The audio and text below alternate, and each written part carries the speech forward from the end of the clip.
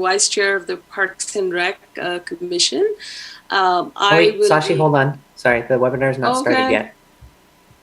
Okay, that's what I was wondering. Recording in progress. Awesome. Hi, hello, this is Sashi Begor. I am the Vice Chair of the Parks and Rec Commission. Our chair, Meena, had some issues and will be joining us later today at about 8 o'clock. So until she joins, I will be conducting the meeting tonight. So with that, I would like to call the meeting to order at 7:04. I guess I should have said that first, but this is my first time trying to be chair, so we'll work with my order, I guess. So with that, Jessica, would you please take the roll call? Commissioner Swamy? Hi, present. Commissioner Kumarapan? Here. And Vice Chair Begor? Yes. And as of right now, Chair Shu and Commissioner Stanek are absent. Okay. So the next order of things would be the approval of minutes. We have two sets of minutes that we have to approve. So the first one, which is the April meeting minutes, I believe we have a quorum to be able to address that. But the second one, we would have to wait until maybe our chair joins us, or have to postpone approval of that minutes of those minutes until we have enough of a quorum to approve that, because I believe Commissioner Swamy wasn't at that meeting, so we can't do that right now. So I'm gonna suggest that we postpone it to later today after the chair joins us, so that we can take care of that business then. So for right now, we will just look at the April meeting minutes. So commissioners, does anybody have any comments on the April Parks and Rec, April 7th Parks and Rec meeting?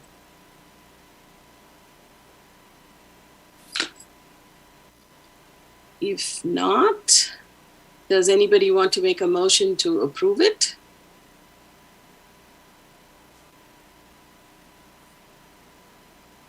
I can't approve. I can't make the motion, right? So therefore, I'll wait for.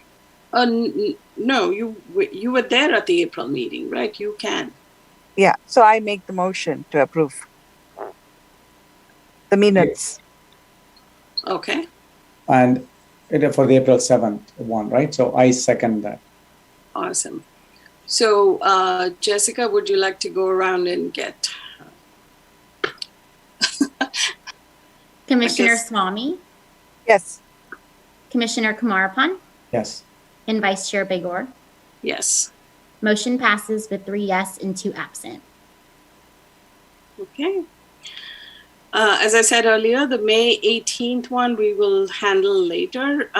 There are no postponements as far as I can tell for this meeting. Is that right? And since we do have 2 attendees, are there any comments that any of the attendees want to make? Please raise your hand at this time. This is with regard to any issues not being addressed on the agenda today. I don't have anything. Vice Chair Begor. Good. I was also wondering if the attendees wanted to say something. So with that, were there any written communications? Since nobody's raising their hand, we'll move on to the next topic, which is the written communications. Were there any written communications that we received, Jessica? No written communications for today. Okay. And so let's go on to the new business and let's get ourselves an update on the Memorial Park ponds repurposing project. Okay, I would like to introduce Susan Michael, the Capital Improvement Programs Manager. Good evening, Commissioners. You can hear me okay. Good evening to everybody in attendance. Thank you. Tonight I'm going to introduce the team that is working on this project, and Ayano Hattori is the project manager in CIP, and she'll be doing the presentation. And we also have Chad Mosley, the Assistant Director of Public Works, and Matt Morley, the Director of Public Works, who will be available for questions following the presentation. Ayano. Thank you, Susan. Let me take a minute to share my screen.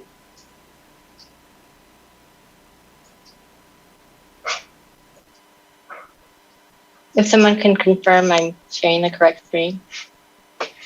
Yeah. Yep. Yes, thank you. Good evening, commissioners. Tonight we're providing you a brief update on the city's Memorial Park Pond repurposing project. The project has been funded by City Council and was prioritized with the 2021-22 City Work Plan.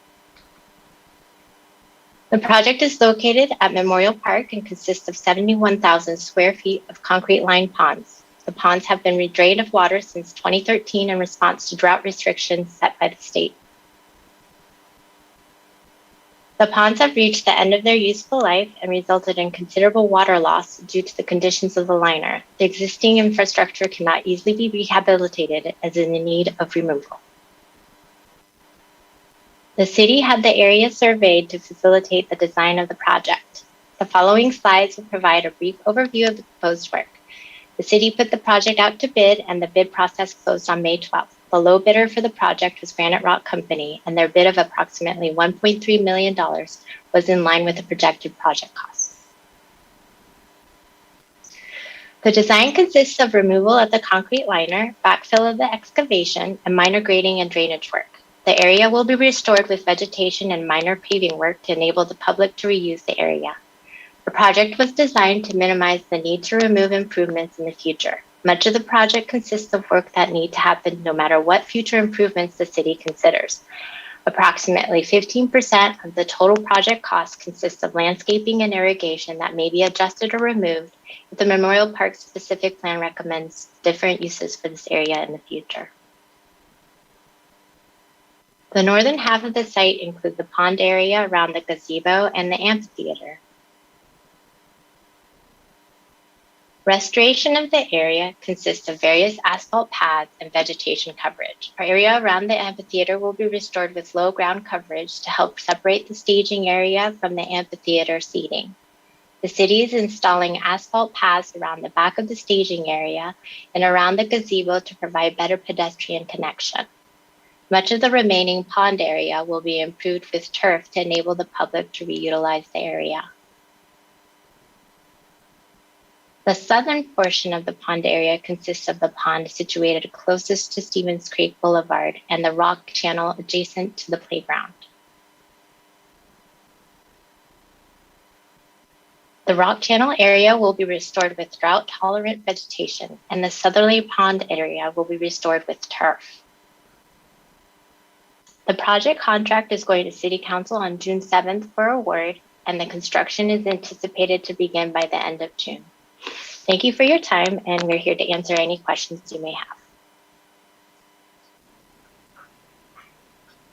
Thank you for that. Commissioners, any questions? I don't have any question at this time.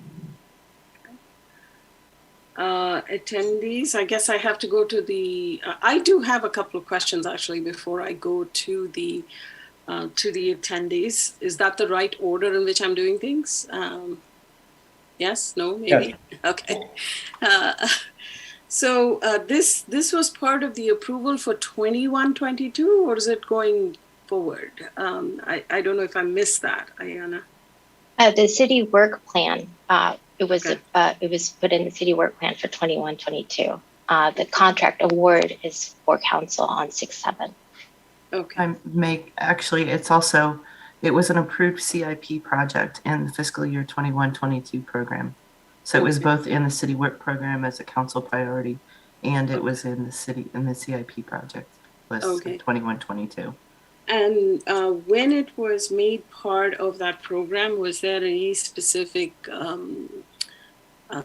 discussion on how much, what was the budget? I think there was a mention that it was within the range, but what was the budget allocated, and how much within that range is this current company that, if I remember right, it's won that? The CIP project was budgeted overall for $3 million. Chad, if I'm wrong, you can speak up. And the construction contract is 1.3 million, and there's been some expenditures for the design team as well. Okay, we can come back to that, I guess, during the discussion. There was a comment there that said there was the concrete was being removed and some earthwork was being redone. What does that mean? Earthwork was to be altered. What does that mean? I think Assistant Director Mosley would love to answer that question. Yeah. So the ponds are set into the ground, and there is a concrete liner that held the water. There's actually 2 levels in some parts of the pond. So when we remove that concrete liner, we're going to have a hole in the ground, and of course we need to fill that hole with imported soil, and that's the grading work that we're talking about. And when we bring in that grading or that soil, we need to ensure that it drains properly for storm drainage purposes. Okay, so that's the part where you're talking about when you say earthwork that's to be altered. Correct. Between the northern plan and the southern plan, was there anything significantly different, or did I not read it correctly? That northern and southerly one was just a convenient way for us to kind of show you a closer up of what was being proposed there. The southern pond area, we're going to be putting in turf in that most southerly section. In the area where there's that rock channel, we're going to be putting in some ground cover there that's drought tolerant. In the northern section, there's the area around the amphitheater where we're removing the ponds and putting in, again, low drought tolerant vegetation. The northerly part is mostly turf around the gazebo in the large pond area. And then there's a small concrete pagoda in kind of a central section, and we're going to be putting in drought tolerant vegetation in that area as well. Those are kind of the questions that I had. I can leave the others to when we have a discussion on this, or if there is discussion time. Looks like Commissioner Kumarpan has a question. Go ahead. Yep, thank you. Thank you, Vice Chair. A couple of quick questions. Maybe I missed it in the update. Do we have a timeline? I know you said the May 12th or something, the contract has been closed or awarded. Did I hear that correctly? So the city put the project out to bid in April.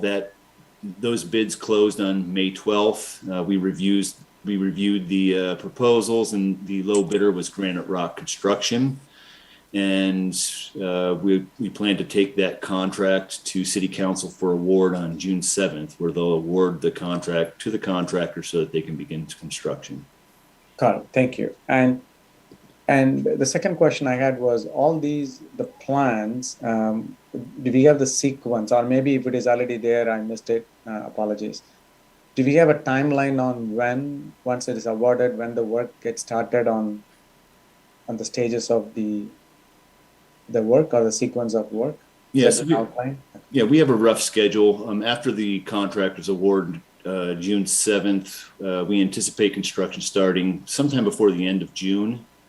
And we anticipate that work being done within 3 to 4 months, hopefully around the beginning of October.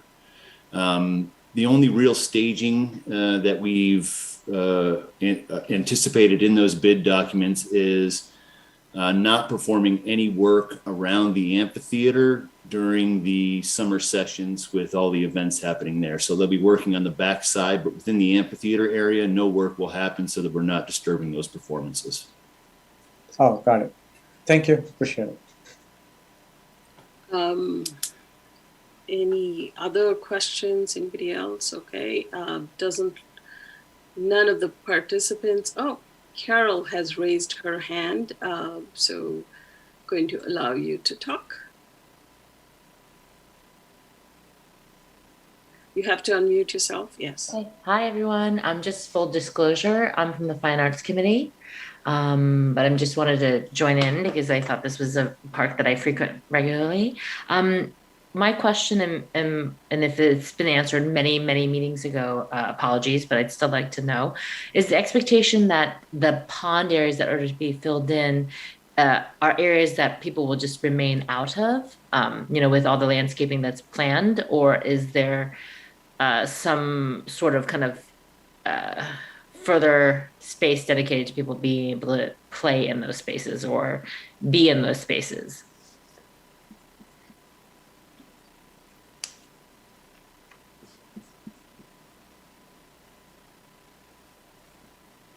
I can speak to most of it will be turf, so the public will be able to reuse most of the spaces. Was it? Okay, that's great. I just I didn't know with some of the descriptions about the landscaping to be put in place if the expectation is that this is space that people will be not allowed within and just kind of observe. So I think, yeah, okay, thanks. Right. If no one else has questions, I'm going to move it back to the commissioners for any kind of discussion. Anyone has any ideas on anything you want to comment on, or go ahead, Commissioner Kumarpan. Great, thank you. Since the work is going to start, and I think, Chad, I think you mentioned that only the amphitheater area won't be touched on it. But since it's summer season, right, so a lot of activity will happen around the park, and these big machineries moving and all of them. What is it? Is it totally still accessible, the Memorial Park, or are we going to completely close down, or what is it we plan to do? Yeah, we anticipate fencing off the area immediately adjacent to the ponds. So basically, right now, the ponds are kind of off limits as it is, and we're not anticipating the construction staging area to be much larger than the existing ponds. So basically, we're fencing off the ponds. You won't be able to access that area, but you should be able to access all of the areas around it. Shouldn't be much more of an impact to the public than what there is now. After the summer sessions are over, there'll be work around the amphitheater area, which could, impact use in that immediate vicinity, just due to access and the work that needs to happen there. But for the most part, the public shouldn't be impacted by the construction activity. Got it. And maybe the follow-up question is that means are we starting with the northern side of it, because the southern side is the one where you have a playgrounds for the kids, right? So are we prioritizing that way? So even if the kids are, we have not prioritized the northern section over the southern section. We've only basically screened out the amphitheater area. So with respect to how the contractor does the work, that's actually the contractor's decision on how to perform that work. I imagine, and I don't know yet, I haven't seen the full schedule from the contract, but I imagine they'll do demolition of the entire pond area. And then, aside from the area immediately in the amphitheater, and then they'll probably do grading of those areas and then restoration. And then once the summer sessions is over, they'll do the area in the amphitheater. So that's really the only staging that's happening. But again, if it's up to the contractor how they want to perform their work. Okay. Yeah, thank you. I have a follow-up question or sort of a comment. So specifically, Ayana, can you put back the southern the picture of the southern plan? Just for a second. Just give me Sure. a moment. Sure.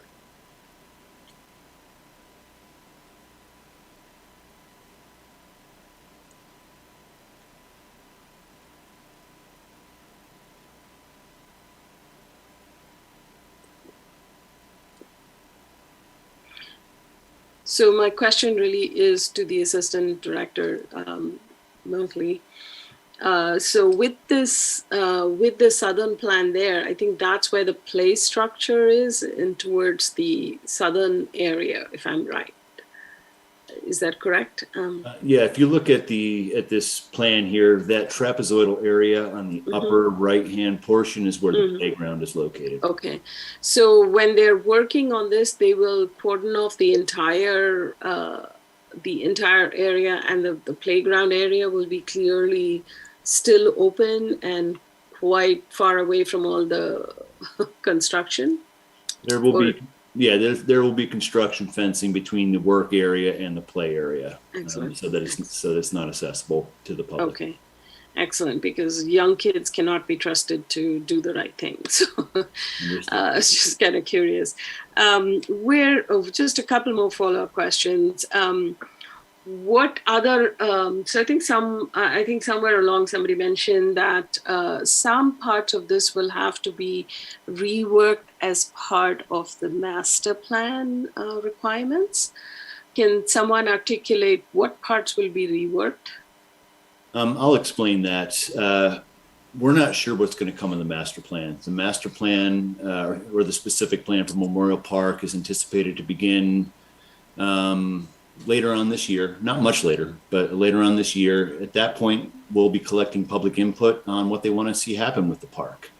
And with that, there may be some ideas the public wants to see there. And, we would work to bring those projects to fruition in the future. It may be that the public ultimately likes the turf area and that's what stays, or maybe they want to put a basketball court in there. I'm not sure. That's for the public to tell us what they want, and when we go to design that, we'll do what we can to implement it in that area, if that makes sense. Yeah, sure. No, I mean, it's fair.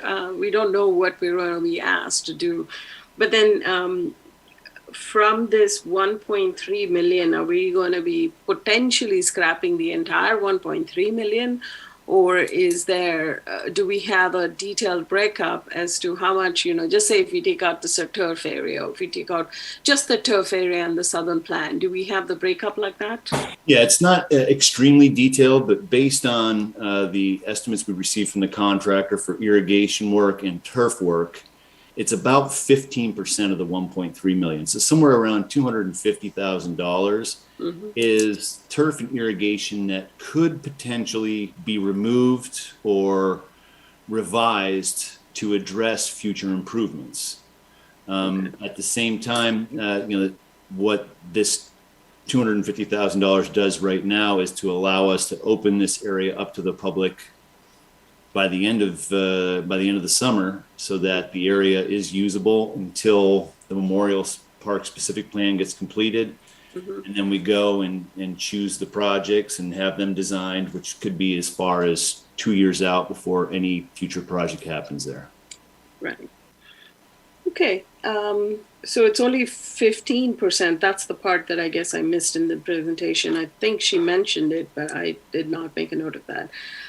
Now, Susan, I have a question for you. You said that the budget was 3.3 million from the CIP, and this particular part of the project is 1.3, and some part of it was the design work. Do we know how much was the design work? And I can answer that. Oh, okay, excellent. The design work was about $140,000.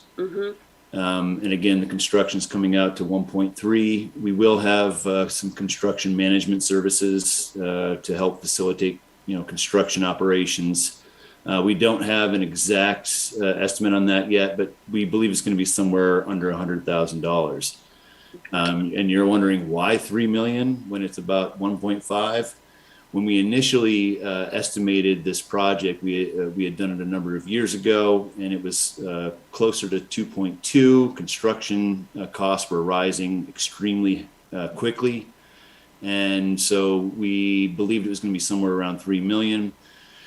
And then when we were beginning this, we knew there were going to be a lot of concerns about any work that we were doing. We don't want to be, putting in a bunch of work and then ripping it out later with the specific plan. So we really trimmed this project down to just the bare minimum to get the ponds removed and to make the area usable to the public without doing anything above and beyond or extravagant that may get removed.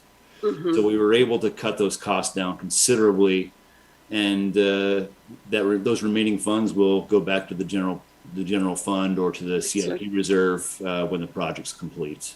Excellent. So a follow-up question now. I'm sorry, I didn't get the name of the contractor. Did you say Granite Rock? Or? Granite Rock Construction. Okay. I guess the name is not that important. You had mentioned, I want to say the correct name. However, you had mentioned that they were awarded the contract because they were the lowest bidder. So what were the other criteria that they met in order for them to, obviously we're not just going to pick it based on the lowest bidder, but what was the other criteria that was used to meet for them to be awarded the contract? In all honesty, if they are the low bidder and they are considered a responsive contractor to the requirements, they are the ones awarded the contract. That's what the state public contracting code requires, that the lowest bidder who is responsible and can get the job done is the one who gets the job. Okay, so it's so have you worked with them before? Have they done other projects in the city? How did we determine that they're responsible? They're a very large contracting firm. They have actually done work for us in the past. In fact, there was a few years ago, back in 2017, when we had those large storms, there was a washout up on Regnart Road, and they were the low bidder on that contract and repaired the road and put in the retaining wall, did an excellent job, was very responsive to the public. So we have worked with them in the past, and they are very good contractors to work with. So it looks like Commissioner Swamy has a comment or a question. Yes, I had, thank you, Vice Chair Begur. My question was, I heard you say that you might put in a basketball court if there was a public need for it or a request for it. What is the process of determining that? What is the timeline? How do you do? I'd like to have a little bit more understanding of the process. Yeah, not a problem. Like I said, we are in the process of preparing a specific plan for Memorial Park. And the specific plan will have a very robust public outreach portion to that, where we'll reach out to the public and ask, what we're planning the future of this park. What do you want to see? Maybe the public comes back and says, we don't want anything to happen. We like the park exactly the way it is. That might make things work. It might make things easier, but we're anticipating that the public will want some improvements. And I just threw out basketball court just as a potential. We don't know what the public's going to want. We're here to listen to you and to the citizens to see what they have to say. Looks like Susan would like to speak. Thank you. I would just like to add to that as part of the Parks and Recreation System Master Plan from 2018, there was also a robust public input process. So we will be using that input as well, but we will take that and open it up again for input with a public outreach process, probably similar to the work that we've been doing for the Lawrence Mitty, the Jollyman all-inclusive play area, the golf course. We're doing a number of public outreach endeavors right now for these projects, and we're going to continue that and hope that we get a good response, as well as hiring a designer and a professional team to shepherd the design forward. Yeah, I have a follow-up question to that. When you ask for public feedback, and thank you very much for the response, is there actually a cost attached to doing a survey to get the public feedback? And if so, what is the cost for that? The costs vary. There is a cost. There's a cost in that we typically have a mix of internal staff that work on it, and there's no direct cost there except for the cost to have those employees on staff.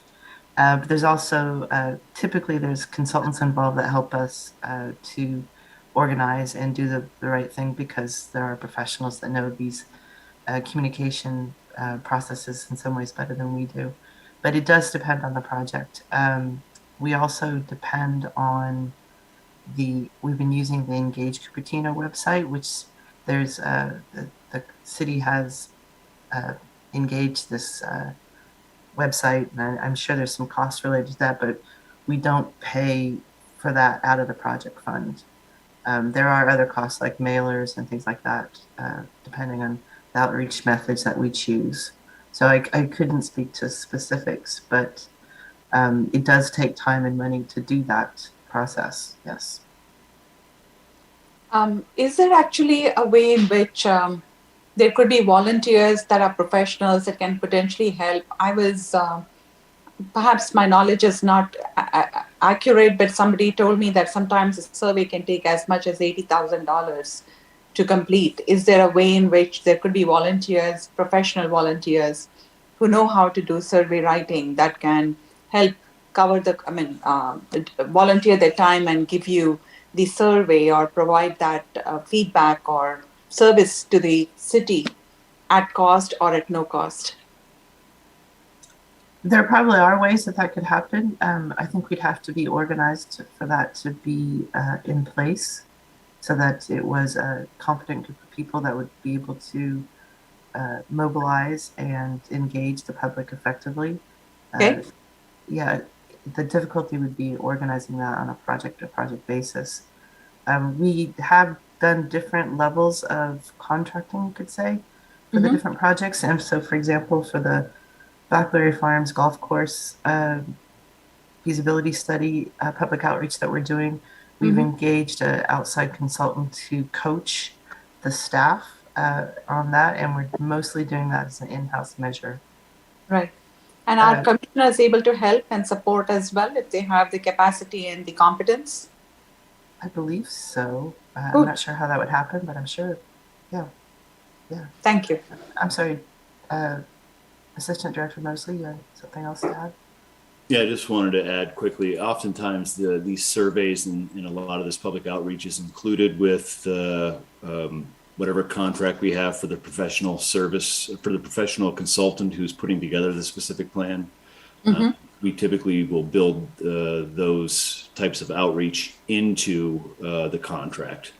And that is kind of what has happened with the Lawrence MIDI plan. There were some surveys that were put out by our consultants and a lot of other outreach efforts that have been put out by them. So we typically include that with the master planning process. So do you have an idea what that survey cost ended up being for the MIDI project? I don't know exactly what it was. It was built into the contract for the specific plan preparation, and that contract for the Lawrence MIDI specific plan for the entire specific plan preparation was around $300,000, if I recall, $250,000 to $300,000. But that includes the preparation of the plan and the public outreach.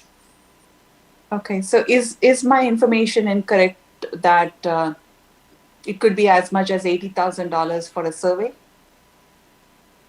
I don't recall that the surveys being that expensive. They're typically, an electronic survey that's done online, and we'll typically send mailers to folks so that they can have their input. My understanding that a citywide mailer costs somewhere around $5,000 to $6,000. And so after that, it's really just the preparation of the survey, and which, if it's an online survey, is probably not overly expensive. Maybe a few $1,000s to prepare it. I'm not exactly sure, but $80,000 seems excessive, right? Excessive, yeah. Yeah. Okay, that's good to know. Thank you very much. I appreciate that. Right. I have one more follow-up question that I forgot to ask earlier. Now, with every contract, at least that I have handled before, the contractor, personally, when I've handled it, the contractor gives me one number, and then by the end of the project, it is always a plus. It's never a minus. So what do we expect will be the plus top of the 1.3, has that information been provided? I mean, not having dealt with the city contracts, I don't know if that's built into everything or not, so I'm asking the question. It's not allowed. We typically build a contingency into the 1.3. What Ayano, do you recall what the contingency is for this project? I believe we asked for 10%. So we're building in like 100. Yeah, I think of 1.5 and so I think. Yeah, so I think about $150,000 contingency to take care of some of those unforeseens. Because yeah, you're right. It typically goes up. With that stated, staff trying to think outside of the box. We do have the Westport project right across the road. They're planning on doing excavation for that project, and we've been coordinating with the developer to see what we can do to import soil from that property, take it right across the street and use it here. And we're hoping that there may be a cost savings there. So, you know, this may be the first project in history where it's, you know, less than 1.3. I highly doubt it, but we are doing what we can to try and save the city's money. Okay, excellent. Yeah, I would love to see a project that goes minus. It's always plus. But one more follow-up question. Sorry, I'm new to how city contracts are done, so a lot of questions here. Every contractor is supposed to do within the 1.3 or 1.5 or whatever we've built in, and they're going to give us like 6 trees, two ponds, whatever. At the end of the day, they will take their 1.5 regardless, and they might give us 1 tree instead of 6 trees because costs went up because of COVID, somebody happened, supply issue, this, that, and the third thing. What do we have built into the contract that says, you don't deliver this, you don't get paid this much? Or if you delay the project, you don't get paid? Or do contracts for city not involve such terms? Oh no, we've got all kinds of stuff in there. And our city attorney, Chris Jensen, reviews all of these contracts before we take them to council. We've got a lot of stop gaps in there and safety measures. One of the biggest ones being we provide plans for the bid process. The contractor reviews those plans, and what's on the plans is what they have to build. And we typically have progress payments. We don't pay them. We don't pay them 1.3 million up front. Of course. We pay them progress as it goes along. Yeah. And that's how we make sure that we're not being taken advantage of. Okay, so there are penalties that they would, if they don't deliver, they either don't get paid or they will have to pay some kind of penalty if they don't deliver. That's correct. They won't get paid, and if they don't deliver it on time, there are the potentials for penalties at the end of the projects for the amount of time they go beyond contract contracted allotted time. Okay. I think I've exhausted all my questions for tonight, unless somebody else has thought of something else. If not, and it doesn't look like any hands are being raised, so thank you very much, Ayano, Susan, and Chad, for putting up with all of our questions. And with that, we can move on to the next topic, I guess. Jessica? Thank you. So next we'll have the Jollyman Park All-Inclusive Playground, and I'd like to invite up Evelyn Morin, our Public Works Project Manager. Hi, good evening, commissioners and members of the public. We have Melissa Erickson and Melissa Butler from MIG. They are the design consultant. There we go. Next slide, please.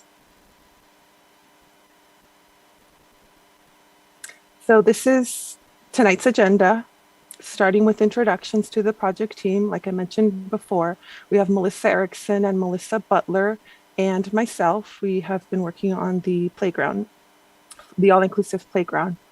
Then we will go through the overview and site analysis of Jollyman Park, followed by what we heard from the community. Then we will discuss the playground design concepts. And lastly, open it up to questions and comments. Next slide, please. So this is the project timeline, and it's as follows. In 2018, Cupertino authorized the feasibility study for an all-inclusive playground. In 2019, Santa Clara County was awarded Cupertino the AIPG grant. In 2022, the design and fundraising phases were initiated. Next year, we anticipate the completion of the final design, construction documents, followed by construction.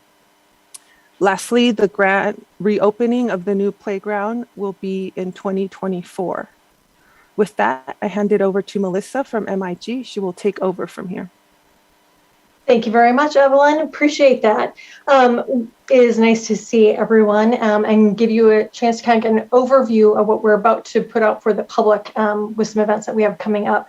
I am not going to really talk about MIG, but I'm certainly happy to address questions. But I did want to at least point out that we've been working on all-inclusive playgrounds for 40 years, basically from our very beginning. We've literally written the book and multiple books on the topic.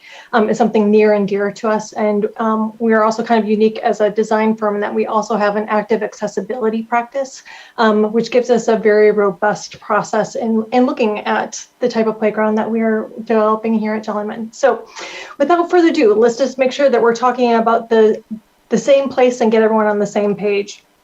So we're talking about Jollyman and kind of looking at its general context within the city of Cupertino and kind of the range of neighborhoods that are within immediate proximity to the location of where this playground is going to be located.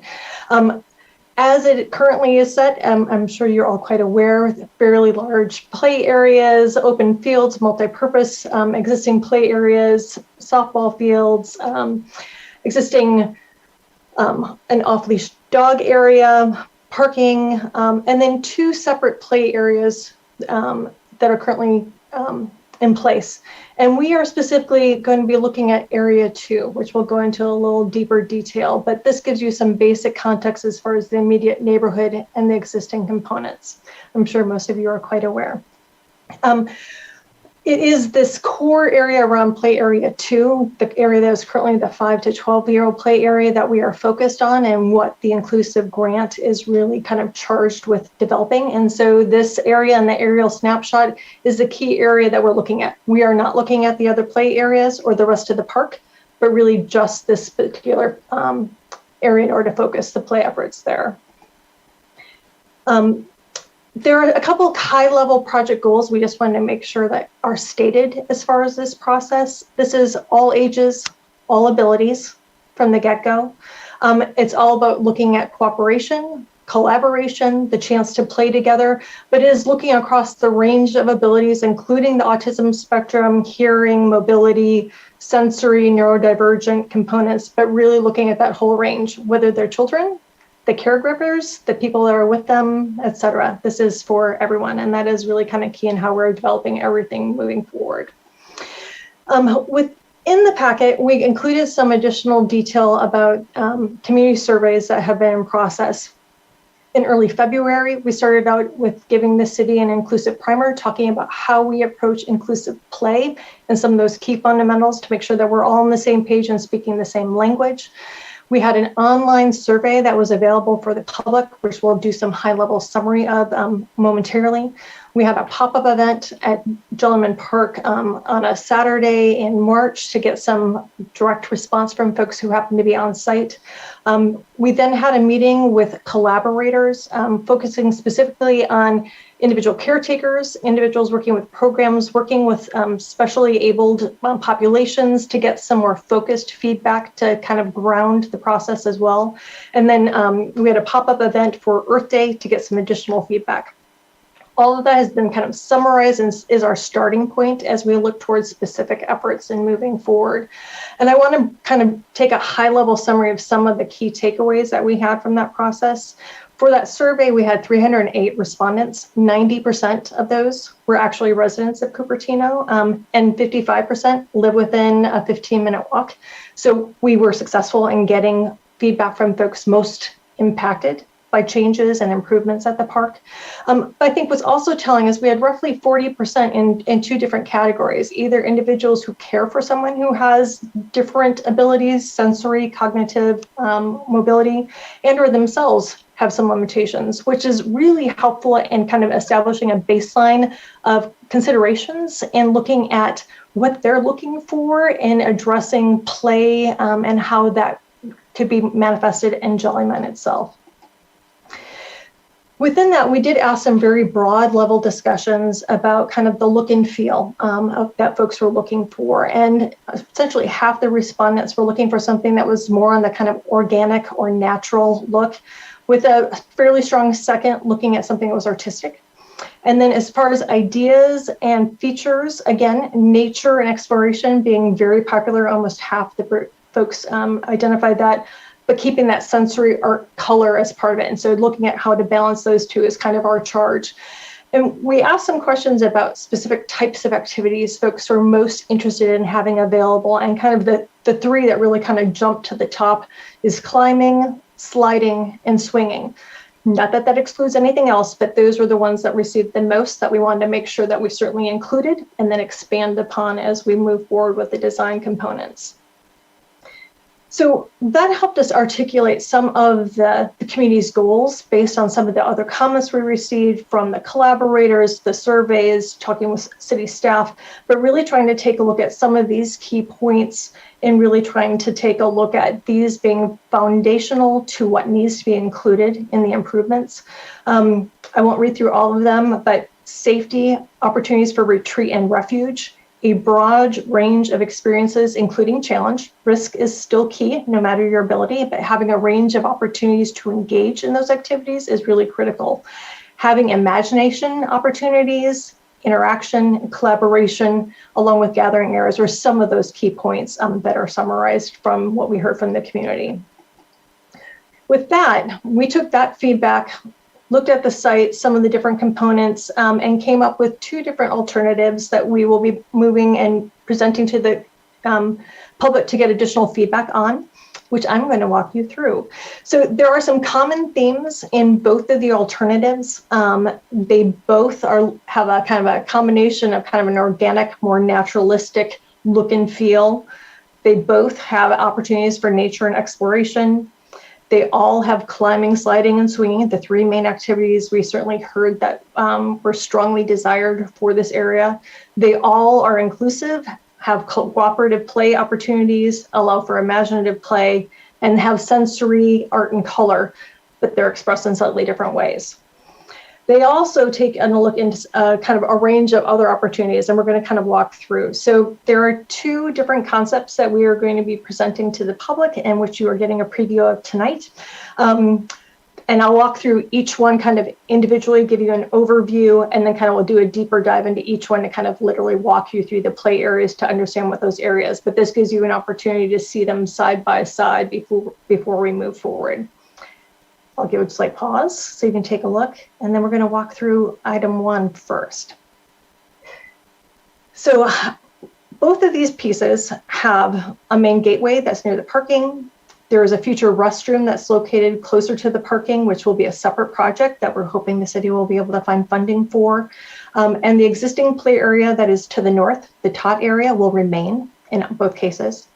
In both options, the new play area has a perimeter fence, so it is enclosed. This is particularly helpful for those on the autism spectrum who are runners, who need to have a containment, as otherwise they will run across the open fields, and that's certainly a concern.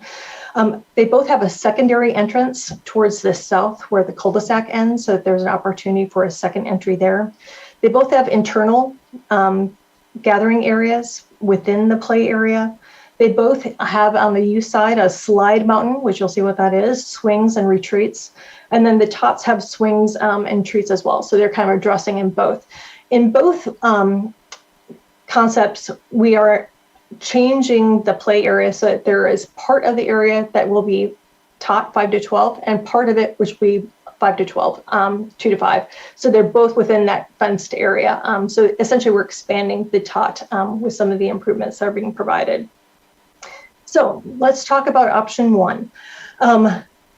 For You can see a faded out aerial just behind. This is existing parking area that is off to the left. The existing 5 to 2 area is just to the north. This dashed area is the proposed area for a future restroom and bike parking. And this is the main entry, which is close to the parking. There's a central circulation spine. Roughly the left side is the youth area, and which is the 5 to 12, and roughly the right side is addressing the TOTS. And we're going to do a deep dive kind of in each of those so you can see a little bit more specifically what is occurring. So let's start with this upper area, the northernmost section of the youth area. Here's the main gathering area, a large circulation path that comes in. You can see part of a gathering area that is off to the side. Immediately as you enter, which is just cut off by this, is 2 basket swings. But then you enter into a sliding hill, which has multiple ways for people to engage in sliding, including sensory with rollers and a dignity landing for people to pull off at the end, a more conventional slide, the chance to slide actually literally on the surfacing itself, alternative climbing, a companion so you can slide down with someone. There is a stair access point as well as an accessible route that connects through the rest of the play area and providing a range of kind of scrambles and nets. The images on the right side give you some idea of what those might look like as far as kind of concepts or what the general intent is in those areas. Art would be incorporated in this particular area. We don't know what the shape or form will be yet, but it is thought that it was going to play off the idea of a sun as we look through kind of series of elements and playing off of nature throughout the area. As we move south, this is the area we're nicknaming the foothills, and this is where the swinging is included. We have 2 belt swings, 2 molded bucket seats, so we provide for a range of abilities and those that need additional support. There is a larger spinner that allows for multiple folks to play in collaborative play. It's also accessible, something similar to the image on the lower right. The areas for some retreats for folks that need to be slightly removed from the activity but still want to be seen. They have a chance to get slightly separated so that they can have some quiet space. A variety of seating opportunities are demarcated by these little kind of tan areas with striped benching. Thought that they might be wood toppers on top of seat walls or benches, but providing ample opportunity for that to be included, and a variety of chances with the planting for there to be additional scrambles or shortcuts to address alternative circulation through the area. As we switch to the TOT side, and this is the entry, it will be just up here. Here's the double basket swing. The main path comes into a larger picnic area for gathering, whether it's for picnics or for folks that have birthday parties, then having a TOT swing that has 2 bucket seats, a small, more natural area we're kind of calling the woods for terminology that allows for some paths cutting through the planting areas, multiple little retreats as far as playhouses that potentially might look like the image on the bottom corner, and then having a kind of smaller, more forest hut type of TOT play structure to allow for some additional components. Again, providing a range of seating around with shade provided by trees, predominantly a range of rock scrambles throughout, and then bringing in some drums and some other kind of interactive sensory components to allow for some more collaborative play as well. And then as we move to the southern end, this is the area we're calling the creek, where there is a large sand and water play, part of which would be elevated to allow for wheelchair access rolled up to and be able to play within, but providing this area with a nice, very textural, collaborative play that allows for a lot of interaction between folks, ample seating, a small little stage for play, a variety of different log steppers and informal areas. And then at the south end is a slight little entry for a second gateway that would also be fenced that allows for a bioretention swale, which we will require to address, which it can also be included as far as another natural area for folks to engage in. Now, granted, that was a very quick overview. Here it is kind of as it is as a whole. Again, some of the things I want to address is Included within this is also hopefully the siting of a future restroom as a separate project, some bike racks, looking at that. There are going to be some sidewalk improvements to the existing sidewalk to address some slope considerations and ensure that we have an accessible path into the play area, both for the new entrance, but along the existing path, and looking at retaining the existing basketball court as it is in place in this particular option, while providing some opportunities for additional gathering areas and pauses at the entry as gathering areas and a larger seating area internally for that effort. So that gives you an overview of option 1 that we'll be moving forward with. And then we're going to walk through option 2. So again, here's the parking area. This slightly pulls back the main entry a little bit further away and into the lawn area, so it pulls that a little bit more separated. This also has a central pathway that kind of connects the 2 different entrances and more clearly separates the youth area from the Taut area. On this one, we expand the area to include the basketball court to give us some additional opportunity to interact with those existing redwoods that are on the side and use that as part of the component. And we'll walk through this one just like we did the other one, kind of starting with the upper level. So starting with the Taut area, the main entrance is right behind the little legend here. You immediately come into slides, which would have a variety of molded accessible seats as well as belt seats, a little retreat center.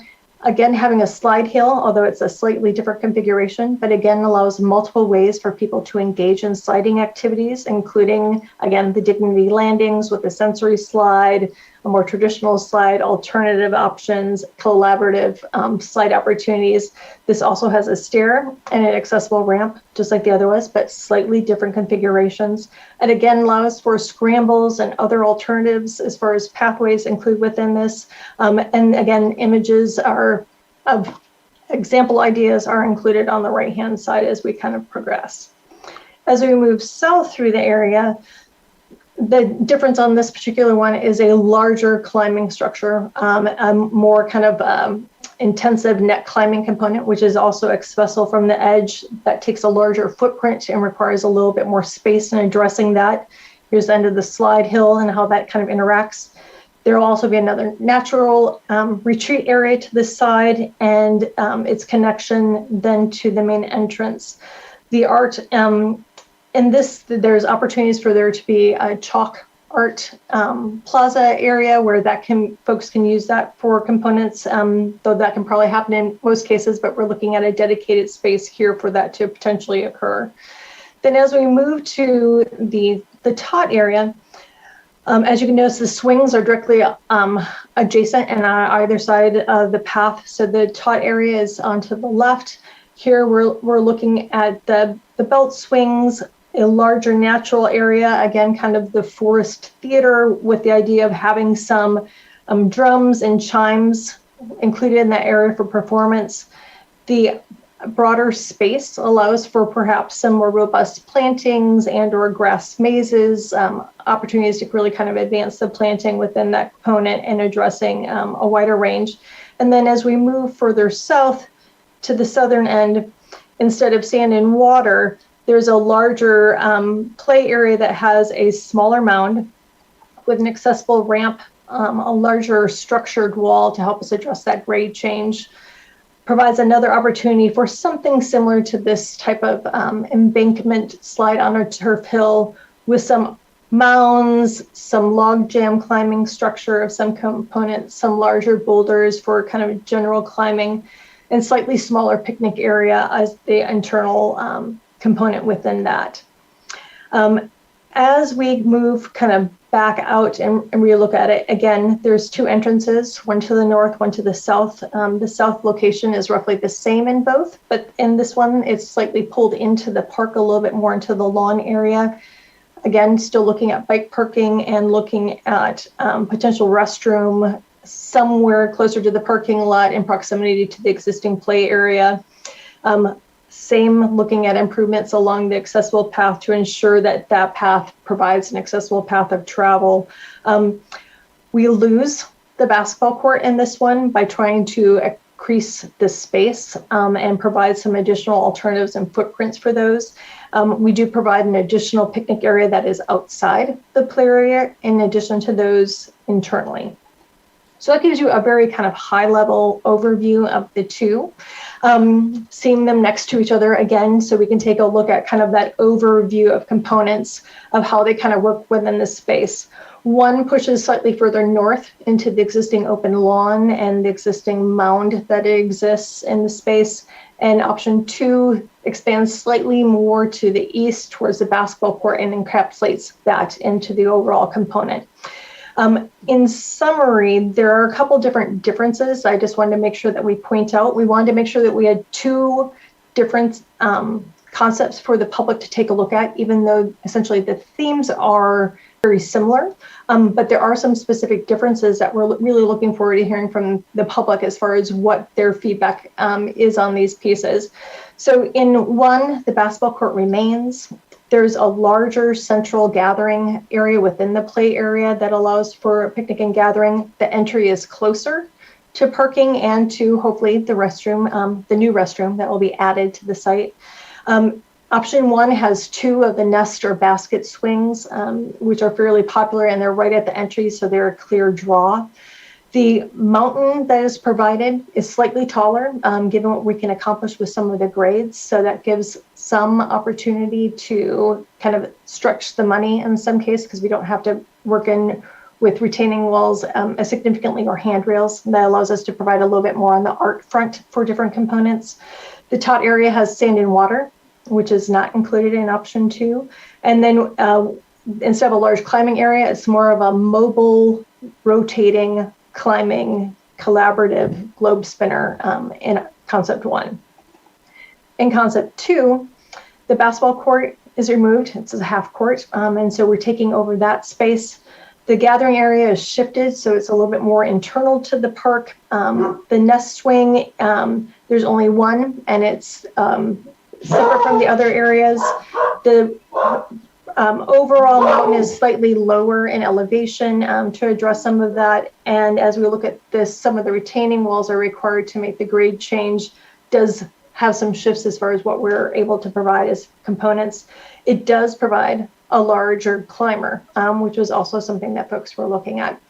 So between the two, we feel like we've covered quite the range of components that the community's identified as far as needs, different opportunities, some similarities, and really looking forward to getting feedback as far as kind of where those priorities are between them and how they want to address that. Our next steps, and then I'll stop so that we can go through and see what questions you have as far as feedback.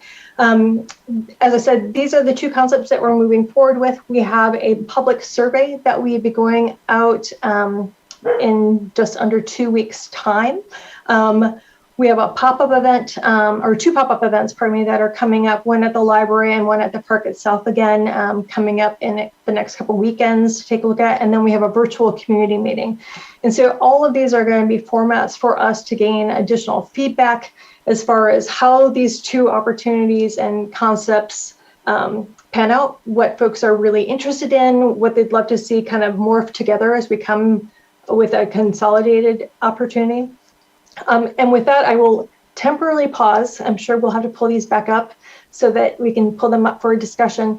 I think one of the main things we were hoping today is, as I said, we have a community survey that is about to go live. I think we're scheduled to go live on the 14th, if I'm going to correct me if I'm misremembering the date, Evelyn.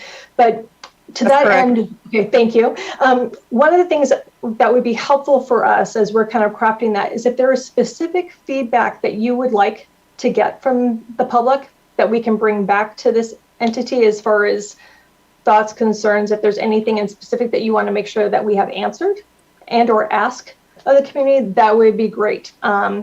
We also hope that you will continue to pass on to all your networks the survey links as it comes available and notice of those events so we continue to get additional feedback because we are very excited to see where this goes and kind of see what comes of the next version based on community feedback. And with that, I will pass it back and happy to answer questions. Awesome. That was a very, very good, very detailed presentation. Thank you very much for all your work. There's obviously a hand up, so clearly there are questions. Commissioner Swamy, and then followed by Commissioner Kumarpan. Take it away. Oh, you're muted. Commissioner Thank Swamy, you. you're muted. Can you hear me now? Okay, great. Thank you very much for a very detailed presentation. Really, really edifying. I appreciate that. So I heard initially you said that the initial option 1 is what you're going with. Did I misunderstand? And then later on I heard that you're putting a survey out and getting people's views. So I'm a little bit confused about the decision-making stage.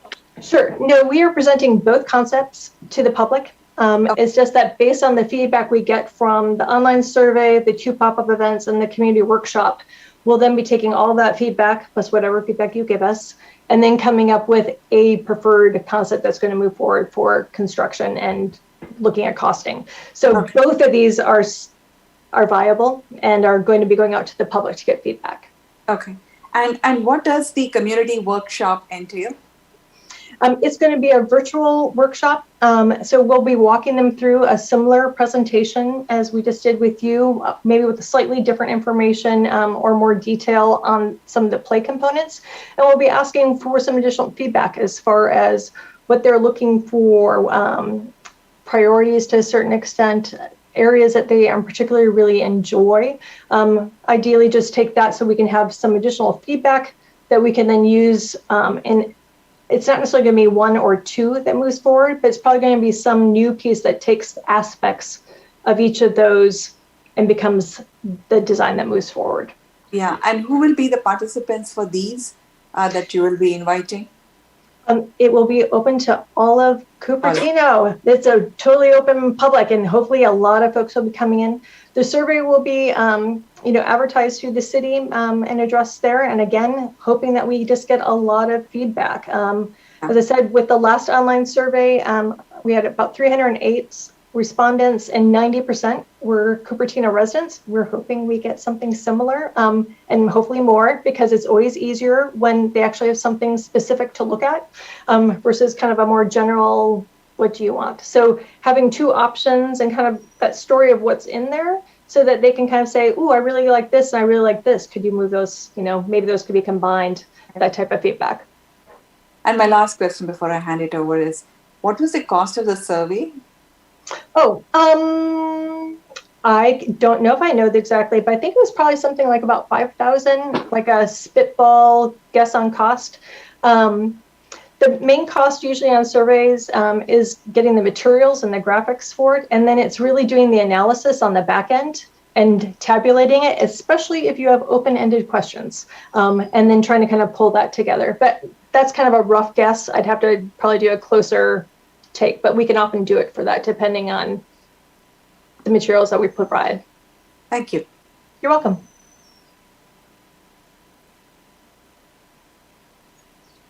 I don't know if I should go ahead and call on you, Commissioner Gumaparn. Yeah, no, I can. I'm waiting for the vice chair, but it's okay. I can jump on now.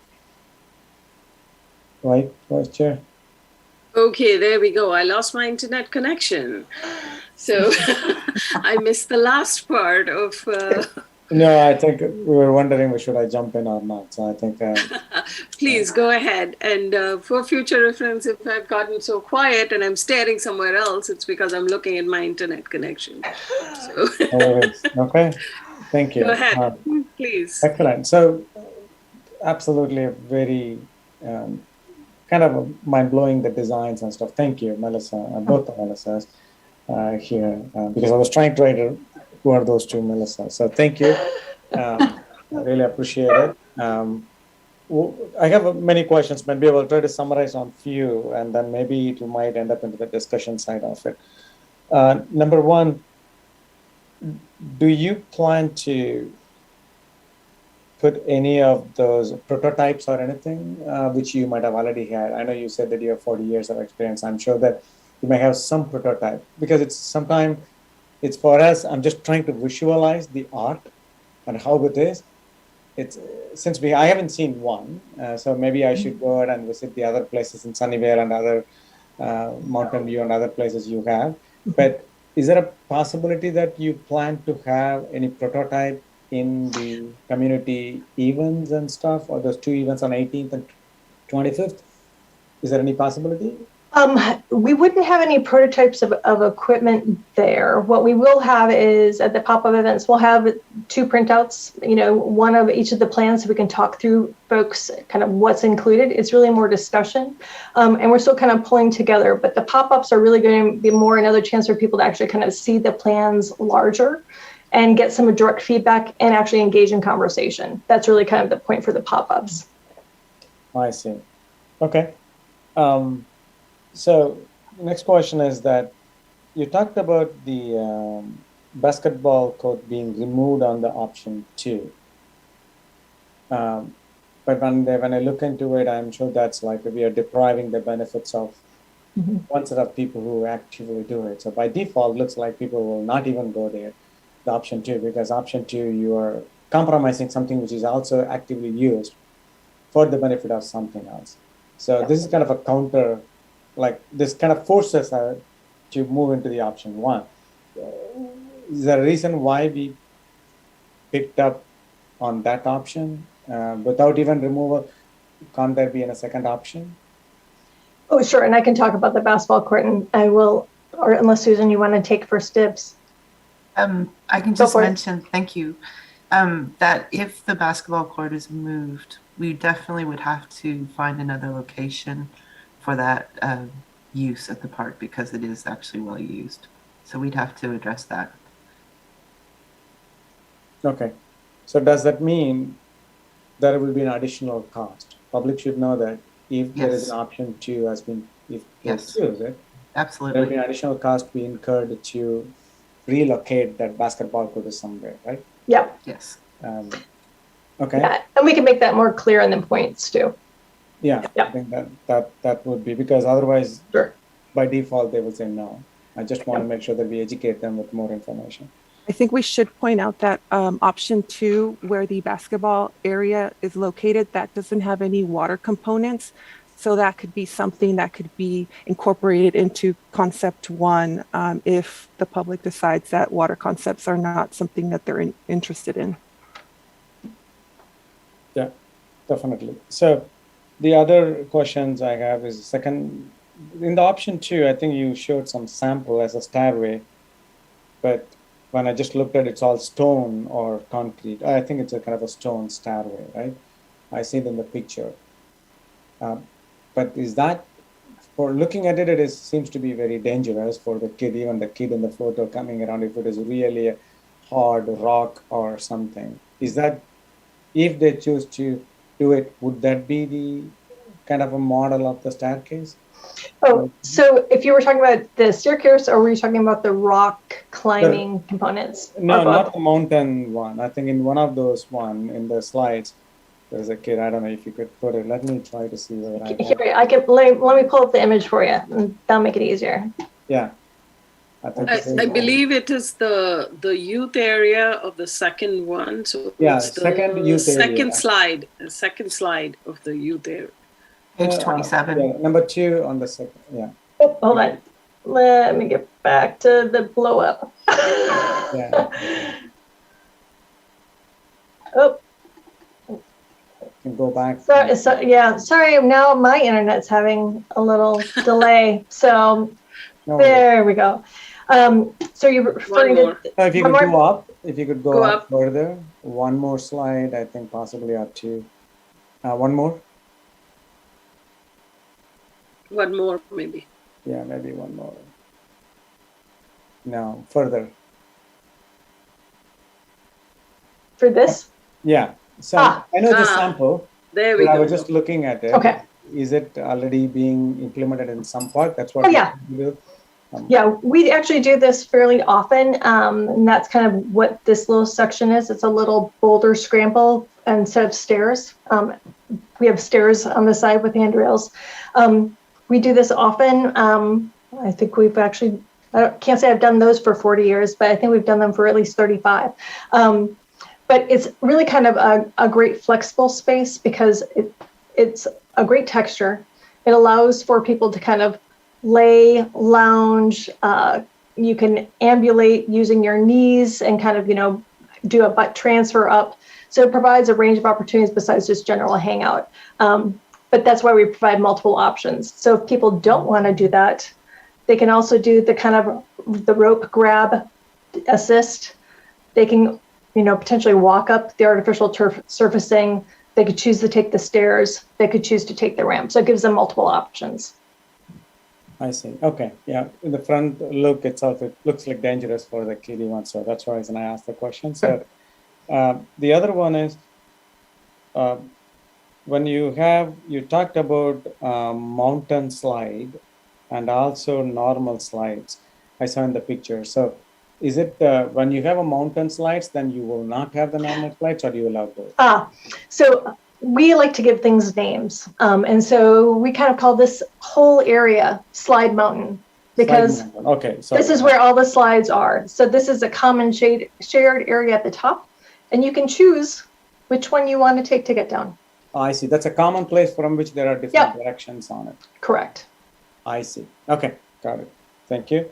Of course. And the other one is on the restrooms. You talked about it. I know it's on the outside, in both one for accessibility side, but that's the common restroom, which is for anyone on the park, not just for the people in the one, right? Yeah, and correct. And let me just talk about the restroom briefly. The existing restroom, which is kind of on the opposite side of the park to the northwest corner, that will remain, and there are some improvements there that are going to be required. However, we have kind of talked about the fact that having a restroom that is closer to the play areas in general is advantageous. Little kids don't have much warning system, but the thought is it would be another public restroom. That doesn't fall within the purview of this budget, but it's something that the city is looking at, whether there might be some additional funds to look at. It would be probably separate, but we want to make sure that we're thinking about it. And Susan, I will pass off to you. Thank you. It is a feature that would serve this playground immensely well.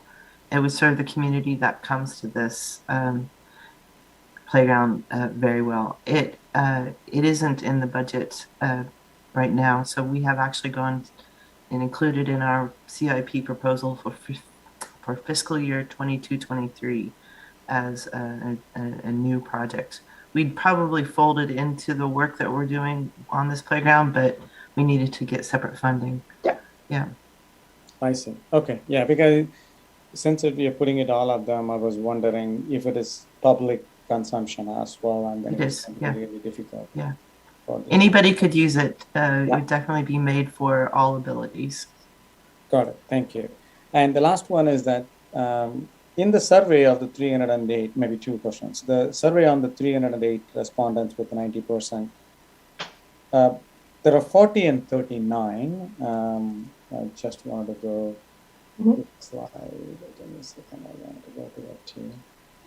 So the 40% is care for someone who has a physical, sensory, and one. That is 40% of the 308, right? Yeah, correct. And 39% personally experience physical, sensory on it. So it's like predominantly the responses are coming from the people who will be using it. Right. And that was something we were very excited about. That is often not the case, but to have such a high number of respondents who either themselves are experiencing that or have, or someone they take care of does, I think further grounds the findings as far as really hitting the audience that we're specifically trying to make sure feel welcome. Okay. The question is, again, hopefully the survey will also attract the other kids who even want to play with these kids and stuff. So it looks like maybe I read it, it's great response, but I'm not sure whether the outreach has reached those people, or they may thought that, oh, it's not for me. It's all inclusive playground, it's not for me, or kind of. So that's the question I want to understand. Is there a question or completely geared towards only getting those feedback? No, because the whole point is we don't necessarily want anyone to have to self-identify as having certain abilities or not. This is for anyone, and we don't want you to feel separate or not equal. And so I think to that end, everyone should feel something interesting, which is why we want to make sure that there is art to the extent that we can, that there is nature, opportunities to collaborate, to have things that are different, to have surprises, to have those details, so that no matter where you are on any of those, the abilities, at some point we will all have probably some limitation, whether it's temporary or not. So yeah, to that end, it is for everyone. So no. We're looking forward to hearing from everyone. Excellent, thank you. And the last question for now is, you said in the Taut area, the water and the sand play, it is in the option 1, but not Correct. in option 2. Correct. Okay, so no water play or any of those play, it's just correct. Water in one. Yeah, yeah. We wanted to make sure that there were differences. And so it'll be interesting to see what people say. We're huge proponents of sand and water play. It is great return as far as time and the length of time people stay in a park when there is that. But it might be that that's not what the folks want to have. So we wanted to make sure that that was included and then kind of see what people respond. Awesome. Thank you. I think that's all for now. So I'll come back in the discussion side. Thank you, Vice Chair. Awesome. Commissioner Swamy, did you have another question? Your hand is raised. Thank you very much, Vice Chair Baker. I had a few follow-up questions to piggyback on what Commissioner Kumarapan was saying. I understand that you don't have a prototype. I saw some pictures. Are those pictures indicative of some of the structures that are going to be there? Yes. Right? Okay. So that is what you're referring to as something. Okay. Second part is, I understand that you have the water structure in option 1, but not in option 2. But in option 2, you are eliminating the basketball court, and what I heard is that it will be repositioned somewhere else and you'll find another location. So if people choose option 2, do you already have a location in mind where you'd move the basketball court? And B, what is the cost implication of that? Susan, I'll let you take it. Those are very good questions. We don't have the answers at this point. Yeah. I think it behooves us to be prepared, but the design concepts have been presented in a way to engender responses about the playground itself. And if the public wishes to take over that area for this playground, we will have to balance that with the reality of the costs and implications of what do we do, how do we provide the basketball features at another location in this park. Because we also then have the dog off leash area, which is immensely popular, and we don't want to compromise the field uses. So all those things have to be taken into account. Yeah, it's a big deal. So I appreciate you bringing that up, but we wanted to put it out there to make sure that people had an ability to say yes or no to that kind of expansion. Right. And for people to be able to say yes or no, they need to be able to see the total cost. So I think what needs to happen in option 2 is add in the cost for the relocation of the basketball court itself, so people can meaningfully make a choice between A and B, keeping the cost in mind. And B, second question I have is, people may like parts of your option 2 and may like parts of option 1. So is it that they only get a chance to say the gestalt of 1 or the gestalt of 2? For example, they might like a lot of the elements of 2, or they may like many of the elements of 1 but not want the water structure. Is there in your survey options that you offer so you can mix and match and people then eventually can come up with a third option altogether? Yes. Yeah, we fully expect that. I mean, we're still actually writing the survey, so this is a helpful question, so we can think about how best to kind of get that response. Because we fully expect that people might have a preference for one of them, but want something that's in the other. And so we're going to craft that so we can kind of better understand kind of what those trade-offs are, and even some of the individual components, and are ranking their top items that they'd like to see included, so that we can take that. And then of course we'll have to take a look at that budget impact and or the space requirements. But we fully expect that neither one nor two will likely move forward without some change. And it might be some combination of them. It might be closer to one or the other. We just don't know. But we're looking forward to having people let us know kind of where they land on that. Okay, thank you. I think that would be the best way to write the survey, in my opinion. Thank you. Okay. Commissioner Kumarapan, do you have another question? Sorry, No, maybe I'll just finish that with that question. So this is kind of what Commissioner Seema touched on it. The survey, I know it's happening on 18th and 25th, not the survey. The survey is starting from June to July, and then you have in between 2 events. Yep. And then when you plan to go back, feedback to the community that, hey, this is what we heard, and this is what we have come up with it. What is the timeline that you will respond back to them and say, hey, this is what we plan to do? I don't think there are any more survey, but just want to know what the timeline we are talking about. Evelyn, did you want to go? Yes. So once we complete the 3 community events, we'll take all of the information that the public has provided, including your feedback, and MIG will provide a third concept, and then we will be going to the public, updating commissioners and the public in September. Okay. Thank you. All right, I have one more question. They've asked all the questions I had in mind, but I have one more question.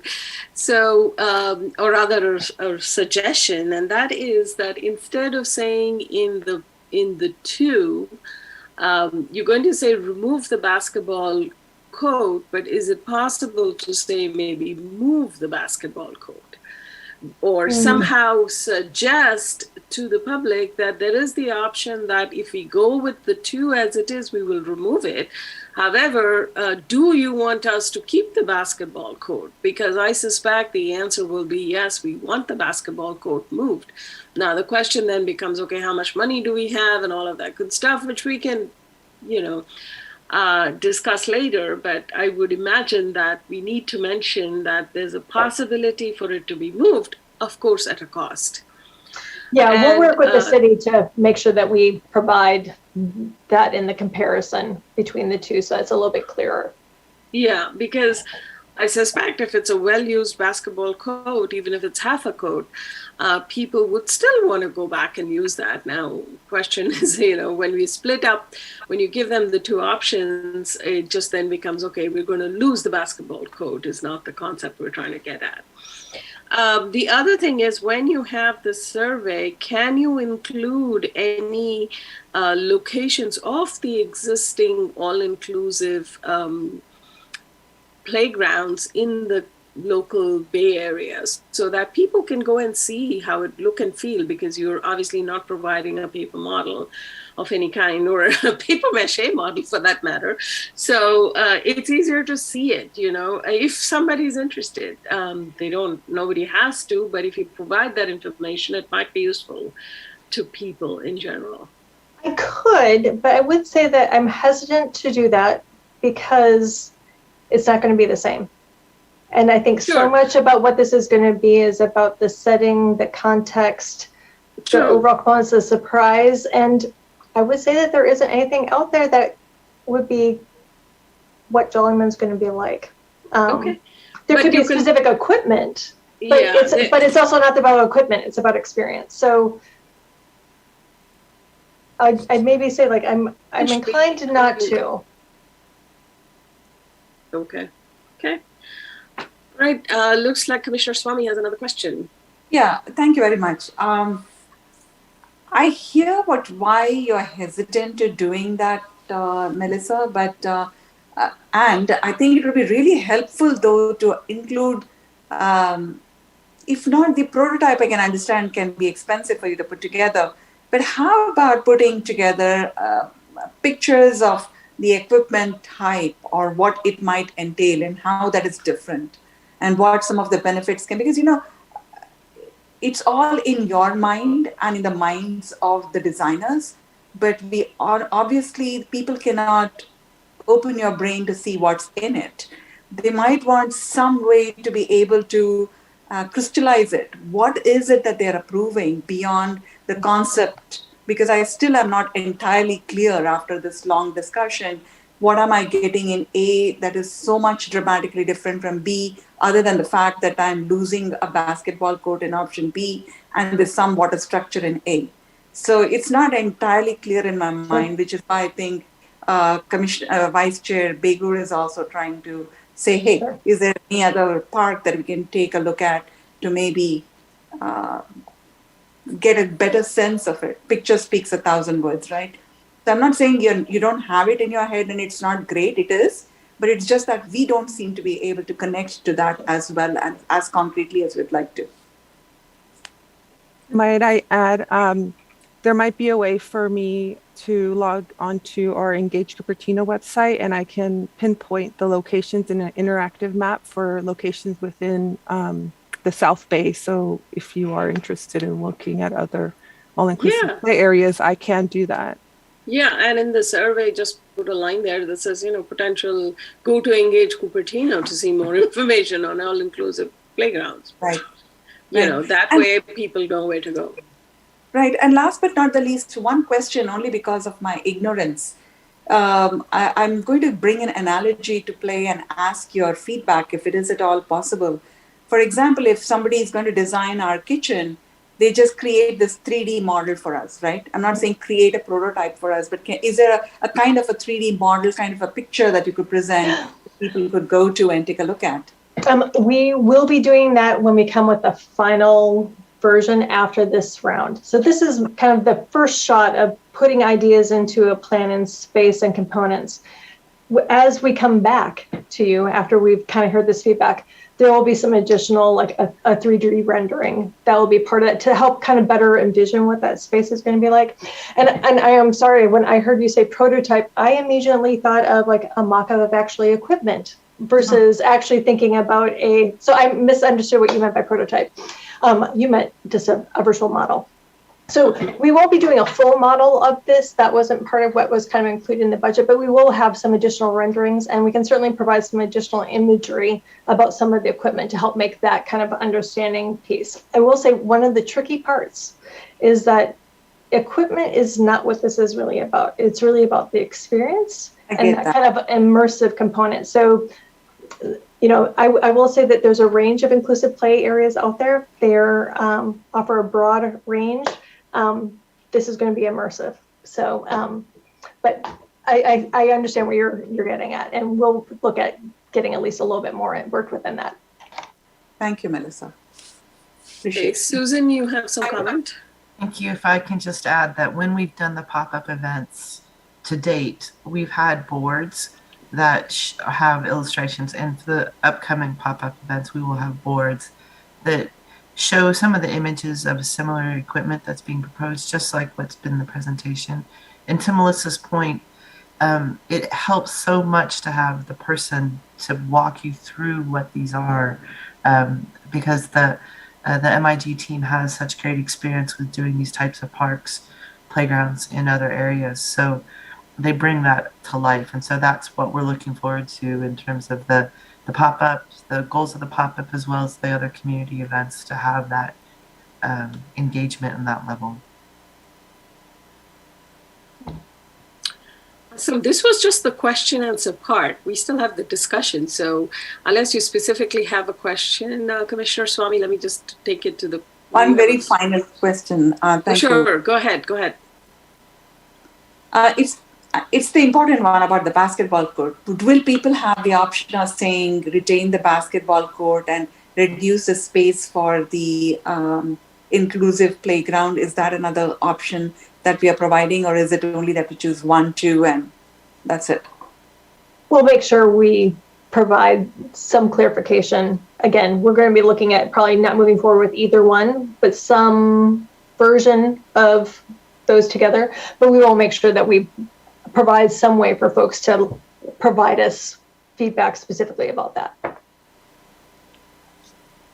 Thank you. So we do have one attendee.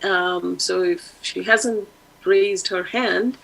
But if there's no one else, I'd actually like to turn the meeting back to our chair, Mina Zhu, who's joined us just now.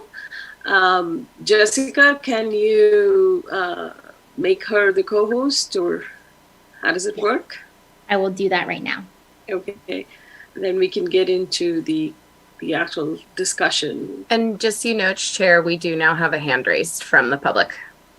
Oh. Yeah. So may I get an update? So the current stage is public comments on agenda item regarding the Jollyman Park all-inclusive playground. Yes, correct. Exactly. Okay. And so, I can go ahead and allow Sure. Carol to speak. Hi, everyone. And Mina, nice to meet you. Just so you know, I'm speaking in full transparency also as the Fine Arts member of the Fine Arts Commission. First of all, I wanted to say I applaud how holistic Plan 2 is and what you guys are presenting. I think one word of warning is that when you guys are soliciting feedback from the community, that when you guys are doing it is going to be critical, meaning if you ask at a 9 a.m. weekday versus a Saturday, morning or afternoon, you're going to get different audiences who are going to be oriented around different things, who are going to be drawn to different aspects. So that's just one piece of personal advice. But I was just wondering, in terms of a lot of the visuals that you had shared, Melissa, are things that, I think anybody who frequents playgrounds have seen quite commonly. I was more curious about how we were going to kind of up-level it in terms of, not just the play equipment as equipment per se, but play equipment / art, play equipment / auditory kind of engagement. And what level do you, or does the art aspect of this playground need to kind of sync up with, or how can the Fine Arts Commission support and drive that so that it becomes the leading edge playground for not just Cupertino, but in the area? I think that is going to be an ongoing conversation to see what else you can provide to help do that. We have a lot of ideas, but we have to hear from the community. And so I think trying to take a look at how that gets manifested and the different ways it's articulated will kind of come out of this process. But we would love to, if you've got some additional funding that could help us kind of push the art piece, that would be lovely. But certainly I think it's the power in details. And sometimes it's the little things that really can make that difference to kind of just keep advancing and provide those additional levels so that there's something new you find every time you come, which is the other thing we want to try and take a look at. But yeah. Sure. I mean, I don't know if you remember me, but I was clearly a very passionate parent about this. And I do. And that's why I think, there's a lot of stuff that people may not know of. Maybe their children are much older, but I think in terms of being able to kind of show the parents who are knowledgeable about this, what are we providing to them that is really unparalleled, next level in terms of not just a bike rack, but a bike rack that is a sculpture, for example, or a handrail that's a snake, right? That, just all this kind of like next level. I understand budget, but in terms of, what other ways, we can show support or help push that to the next bar. No, we'll work on seeing if we can work in a few questions to that end. So thank you, Carol. Hey, I turn it back to Mina. Take it from here. So now we start the comments on commissioner side. And thank you, Carol, for your inputs. Yeah, we do need community support to complete this project. And thank you. Okay, and I see Commissioner Kumarapan has something to say. Thank you, Chair. So it is, I think, related to the topic, the last one, which is about the prototype or 3D model or whatever. I think one, I won't say concern, but I think a challenge for anyone is even just seeing a picture of it and trying to visualize it. So is it I'm sure that since based on your experience, you might have done just those structures. For example, you talked about the slide mountain. How does it look like? Just alone, it need not be put in a prototype and say this is how it is exactly now.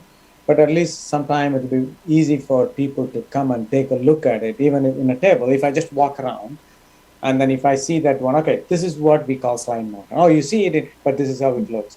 I'm sure that the manufacturers, based on all your experience, they might have given you prototypes or some samples or whatever the mini model, I would say.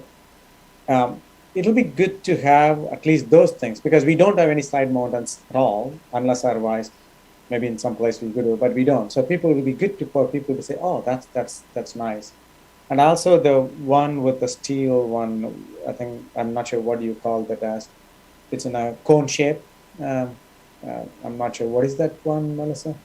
Where people can play music or... for the drums or the chimes?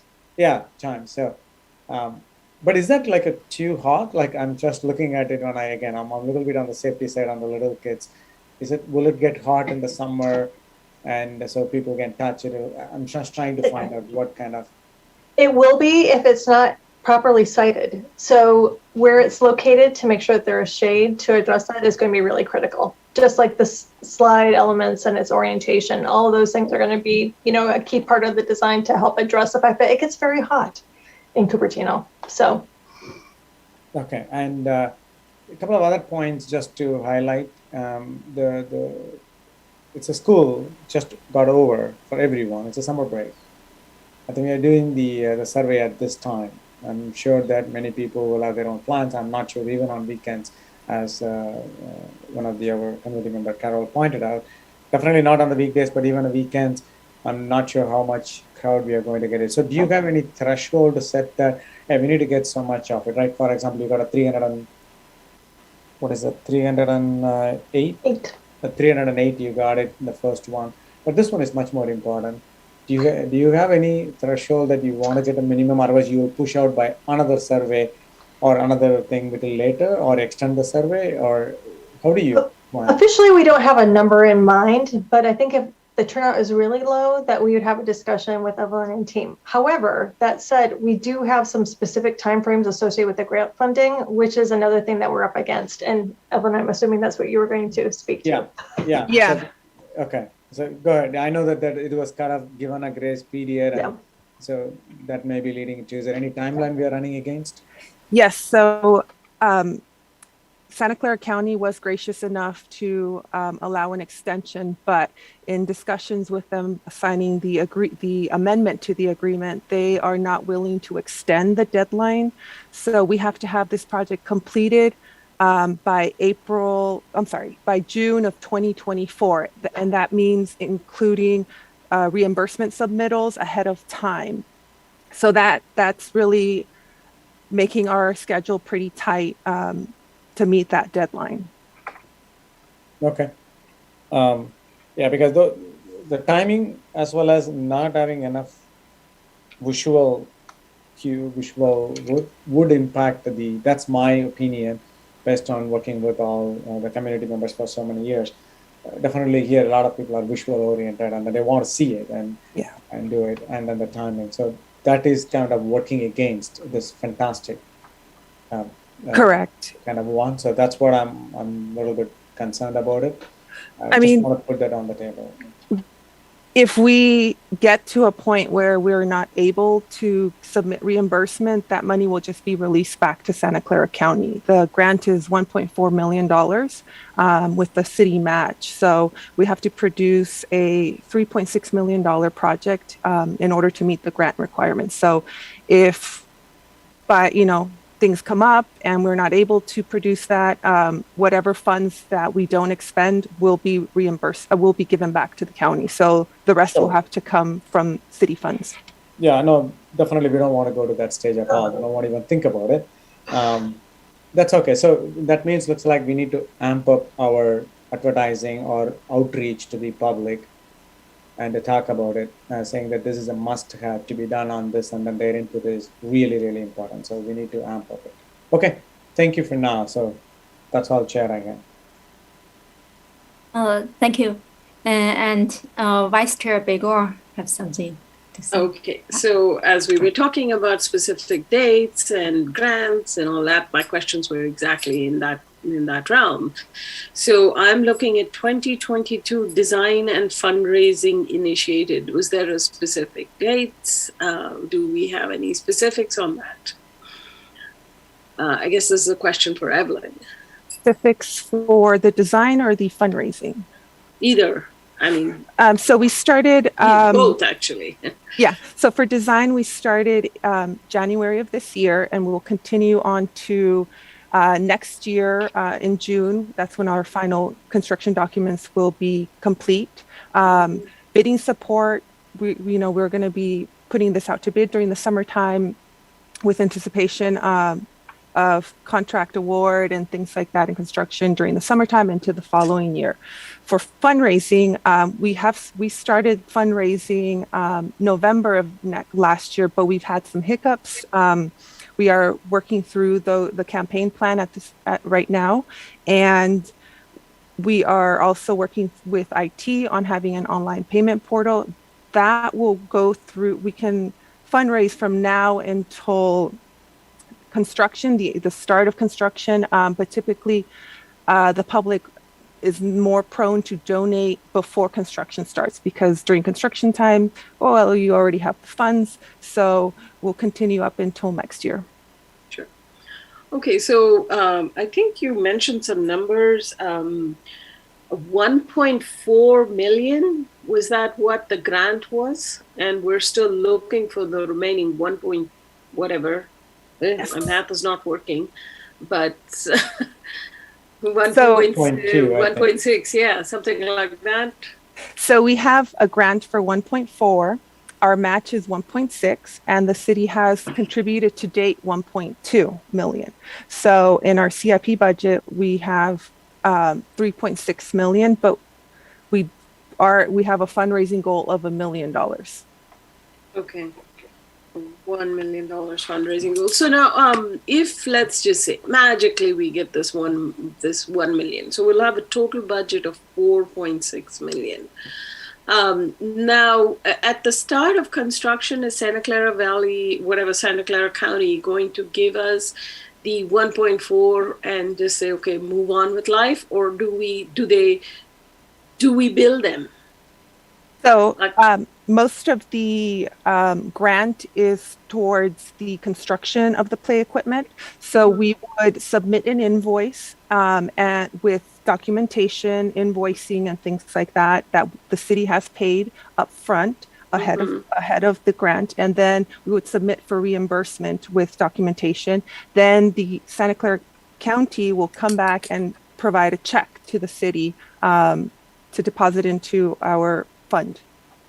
Okay, so I guess then the question goes now to Melissa. And Melissa, from your perspective, assuming we do a plan 1, what do you expect will be the cost of building that play structure? We are right now thinking both can be done for the budget that the city has, which is the 3.6, give or take a little less. I will say that construction right now is incredibly difficult, and until you actually get bids, you don't know. And so we're trying to build in a bit of a cushion within there. I think specific materials, the amount of custom work, and to Carol's point, art, that's anything that's custom kind of becomes a scheduling consideration, but we want to make sure that is clearly addressed and included. But right now, we are kind of designing conceptually with both those budgets.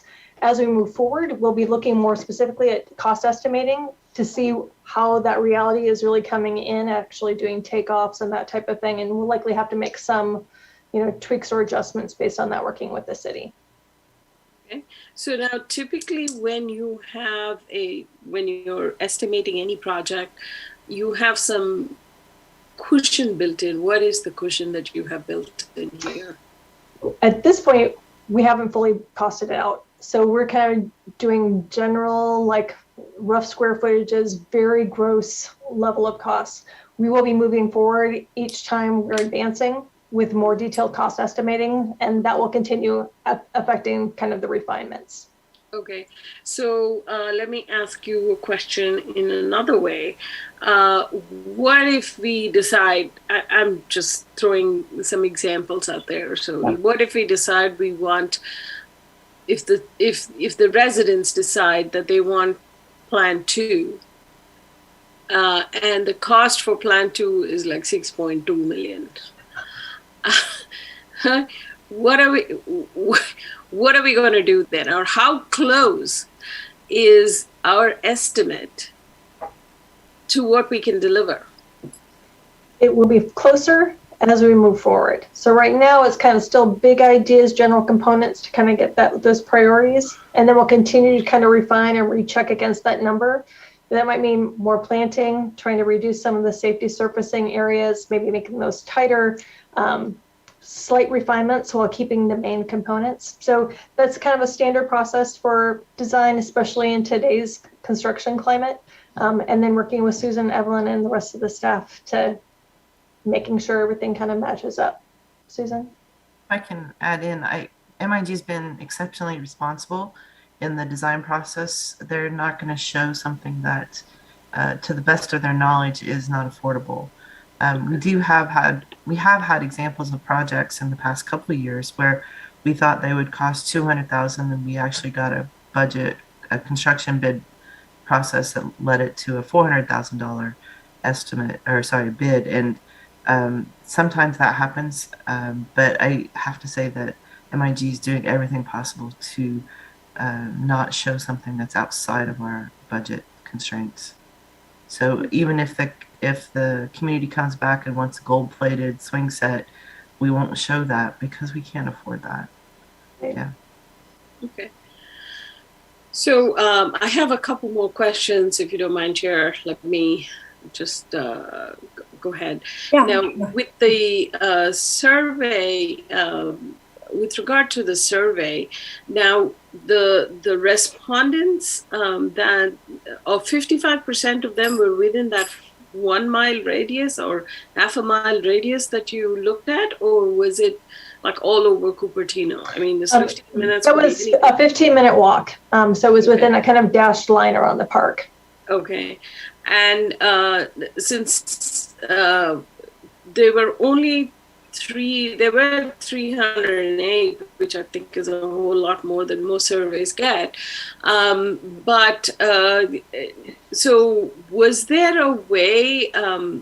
Was there a way where you were taking the area? I mean, how do you know that? What was the question in the survey that explained the 55%? Were you looking at the address? We asked them if they were within walking distance, and they identified. I see. Okay. Specifically. Okay. Yeah. Because a lot of times, I mean, we come up with not random, we come up with some conclusions, but was the question exact? We specifically asked because we wanted to know if they were identified as being within walking distance themselves. So we did ask. Okay. One more question. Actually, I have a couple more maybe, but at this point, when you use the word organic, were you trying to just say natural looking? Was it another word for organic? Was there something? Words are always subjective. Yeah, words are always subjective. But organic was trying to kind of get something, yes, slightly more naturalistic or a little bit more flowy, maybe not angular or very architectural. So it is kind of more of a, it's a soft question. And so it is up to how people interpret it. But that was kind of the counter request. Okay, because I was, anything organic has an expiry date. So I'm like, okay, what happens to the maintenance of this thing? Is there an issue? Which is my follow-up question, which is, these type of, this will be our first experience at an all-inclusive playground. I'm sure there's material there that works for kids with different abilities. Now, how much of that material requires regular maintenance? So if I put for my changes to 2027, 2034 before we make any changes. or upgrades or fixes? You broke up a little bit, but I would say that inclusive play is no different than any other playground. There is ongoing maintenance to make sure that things are well maintained, that the equipment is holding up. The pieces that are more subject to not lasting the life of a playground, which is somewhere between 15 and 20 years, give or take, depending on intensity of use, are going to be those natural pieces. So depending on what the nature retreats are, if they're planted materials, that might require a little bit more. We are looking at some logs and using some of the trees that the city is going to be losing in other places and repurposing them. Those might potentially be a consideration. But most of the equipment, is built for kids to use and adults to use and have that intensity. So just because it's all inclusive doesn't change anything. It's more the natural aspects and the natural elements that might need additional out of the ordinary levels. Okay. One other question with regard to the maintenance. What have you found? I mean, I had a little structure in my backyard and I had a little sandbox for my kids. My kids are adults now, but we're talking way back when. And unfortunately, our neighbor cats in the neighborhood decided that was their good place to hang out. So how would you do it in a public park with sand? That is always the thing that comes up with sand and water. Cats inevitably get to be part of the conversation. It depends on how proximate the cats are. It is a consideration.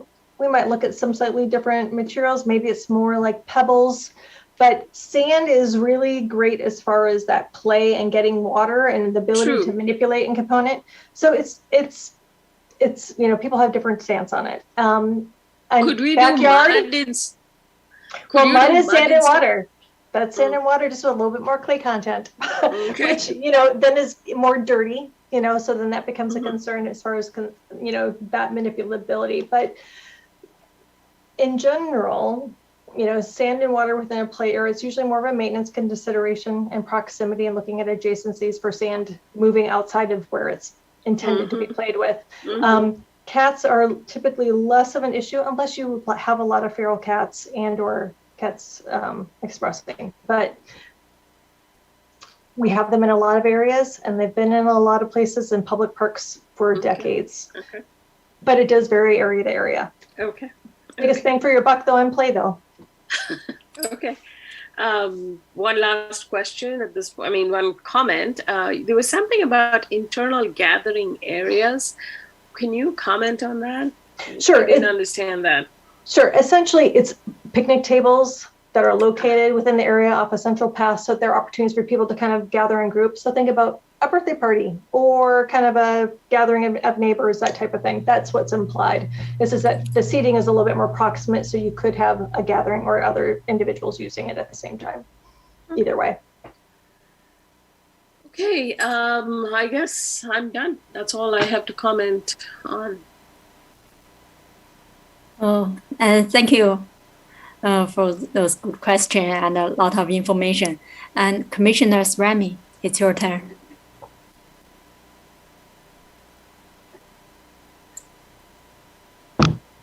Commissioner, you're muted.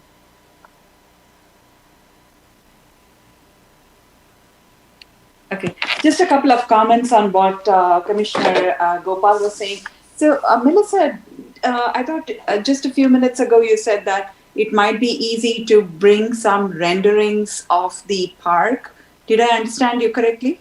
Not for this phase. We are scoped for the singular vision that we bring forward after we get community feedback to provide a rendering. So that will be part of the next phase. But right now, there's still kind of, it's not either or, but it's two discussion points where we're starting the conversation to get us to what the final version will be. Okay, and the second thing is, I just want a clarification that, did I hear you say that the budget that is earmarked, the 3.6 is that you can stay within the budget and we may or may not need the $1 million fundraising, or did I misunderstand you? I will let Evelyn respond to the money. Can you repeat? Okay, because I think Evelyn was saying something about we need to raise $1 million, and I heard another comment. I wasn't sure if it was related. you said that we can't stay within budget. So I was not clear if you meant the 4 point something million or the 3.6 million. Can you repeat the question again? Okay, let me reframe the question. Will this project be possible without the additional $1 million fundraising or not? Yes, we currently have in the CIP budget 3.6 million. But as part of the grant application, we did submit stating that we will be fundraising a portion of the funds. And that is because these types of projects typically follow a certain model of fundraising in conjunction with grants and city funds. And so is this more like best practice or do we need the money? We through do. Fundraising, I mean, the additional money through fundraising.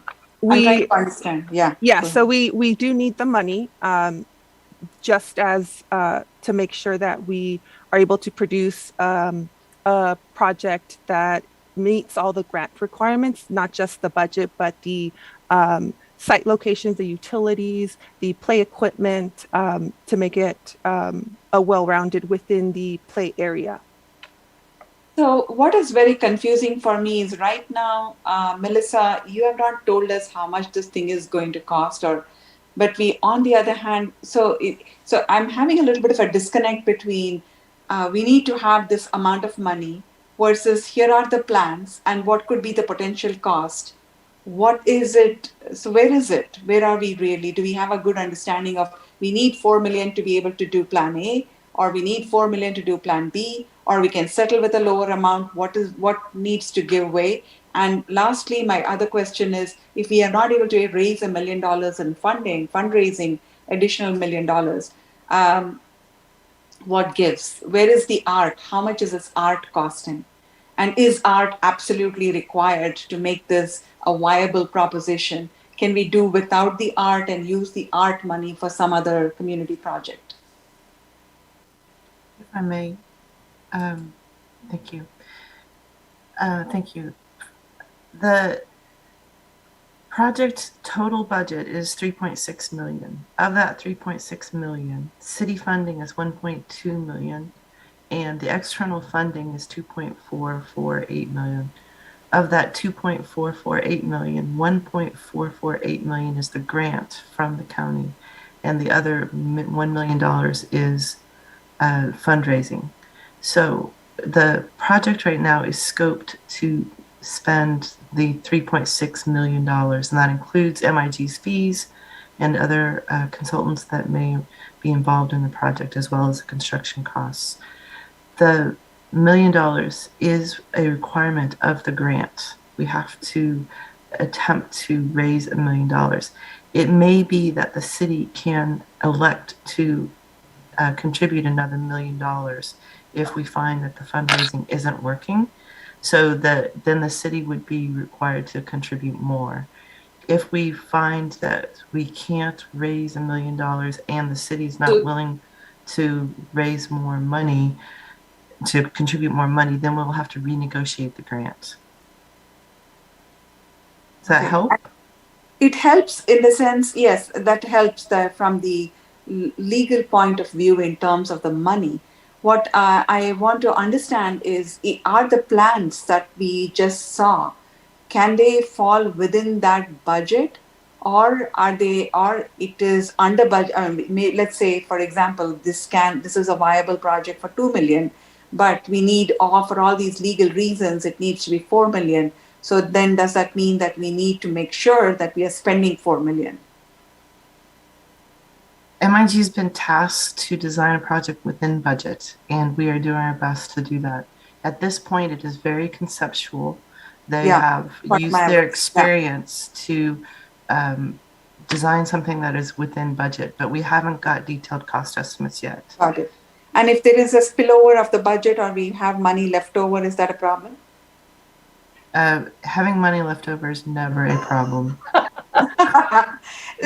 It's precisely my point that, let's try to leave money, additional money, so we can use it for other community related projects. And I'm not 100% convinced that art is the way where we should spend a lot of money when we have so many other projects for Cupertino. Yes. I will Art say is- it is aspect of it. Yeah, art Yes, is integral to the design of the which I love playground. within reason, right? How much is the art costing is my point. Yes. To be determined. Yes. So what's a good number? And I'm not saying we need the answer today, but you know where I'm going, right? With my thought process. I don't want us to kind of balloon the art budget so much that could probably be used in better ways for other parks, for instance. I will comment that in everything that we do at the city, we are tasked with being fiscally responsible to spend our tax dollars, taxpayers' money responsibly.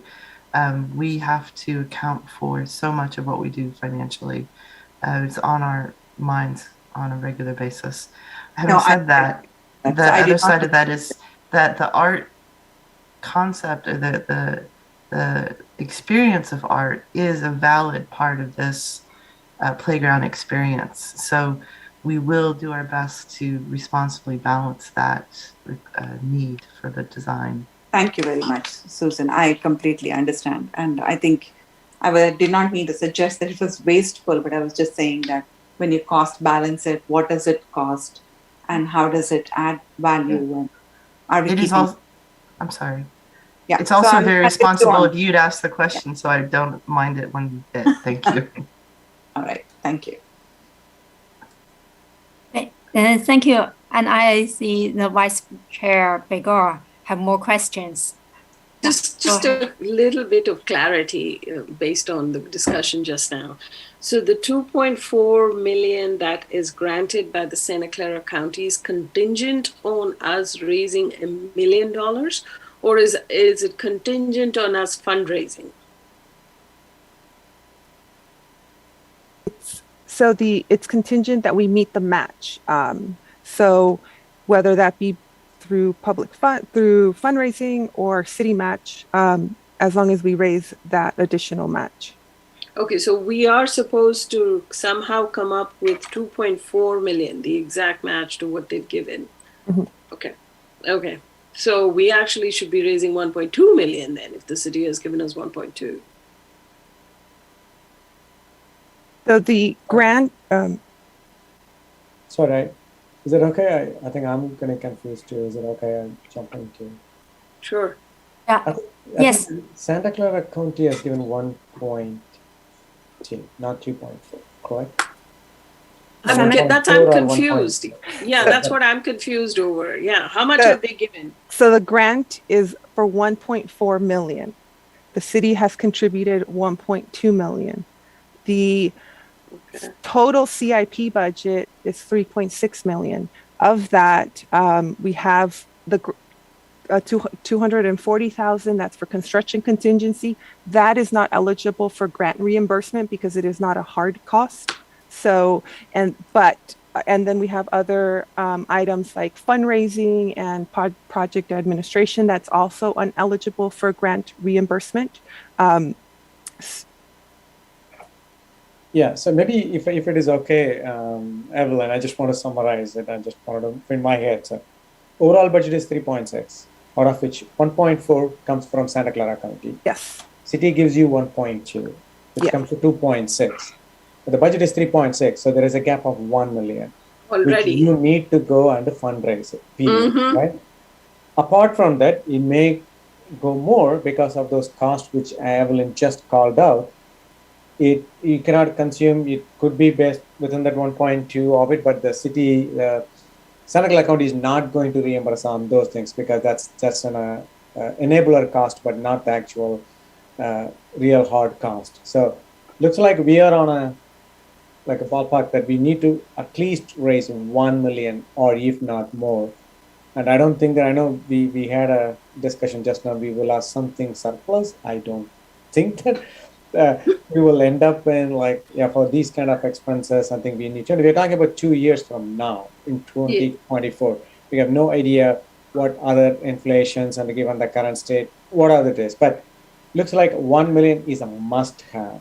Exactly. That wasn't clear to me. I was under the impression we were going with 3.6 million now plus another million, but now we're short of $1 million in the current 3.6. Yeah. Evelyn, is that right?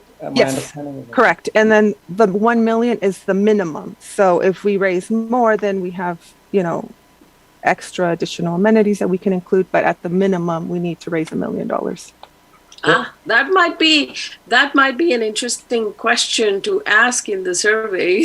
Like, how much are you willing to contribute? Because this thing's going to be frightfully expensive. I mean, we all would like to do the right thing, but how much of that right thing and how much money is available? So this is that's a real eye opener for me, that we don't have the 3.6 million. That I did not understand earlier. Yeah, but we are actively looking for other grants. We are working through the campaign plan so we can go live and start, announcing it to the public and, start asking for donations, making connections and things like that. Okay. And you had mentioned earlier that there were some hiccups. Can you comment on what the hiccups were? So we initiated a contract with our our fundraising consultant in November, but with staff turnover, we weren't able to make to start the connections between the community and start creating that plan. I will add that we're very active with it now. We're doing our best. We've got a task force, a community task force, that is looking at the fundraising campaign and giving us feedback on that. And we're trying to move that forward because we will need to have those funds in place before we initiate a construction contract. So we're very aware of the timeline that's required. So this community task force is made up by who? Or who became part of this community task force? Who selected them? It was a combination of influential members of the community, former mayors, former council members, and they are volunteering their time to support this plan. The fundraising campaign. The campaign, fundraising campaign. And I have some question for this campaign. So I heard this campaign already started. So I'm wondering, did any commissioner could get a chance to get involved? Or because it's the first time I heard about it. I remember in our past meeting, we talked about the fundraising several times, and we talked about like the donation wall and several other ideas to promote that. But we didn't get a chance to know it's already started. We thought maybe commissioner will be more involved in this. So, if I may, thank you, Chair. But at this point, we have initiated the task force that is looking at and giving feedback on the fundraising campaign. We actually haven't made a push for fundraising itself in the public yet, or we don't have a plan yet either. Because of we have to be careful to, we can only ask for money once. I mean, we can continue, but we have to be careful that we do it in a very intentional and conscious way. So we're treading lightly with that and trying to make sure that we have the right people involved who have good connections. Excuse me, I'm not sure. There's some.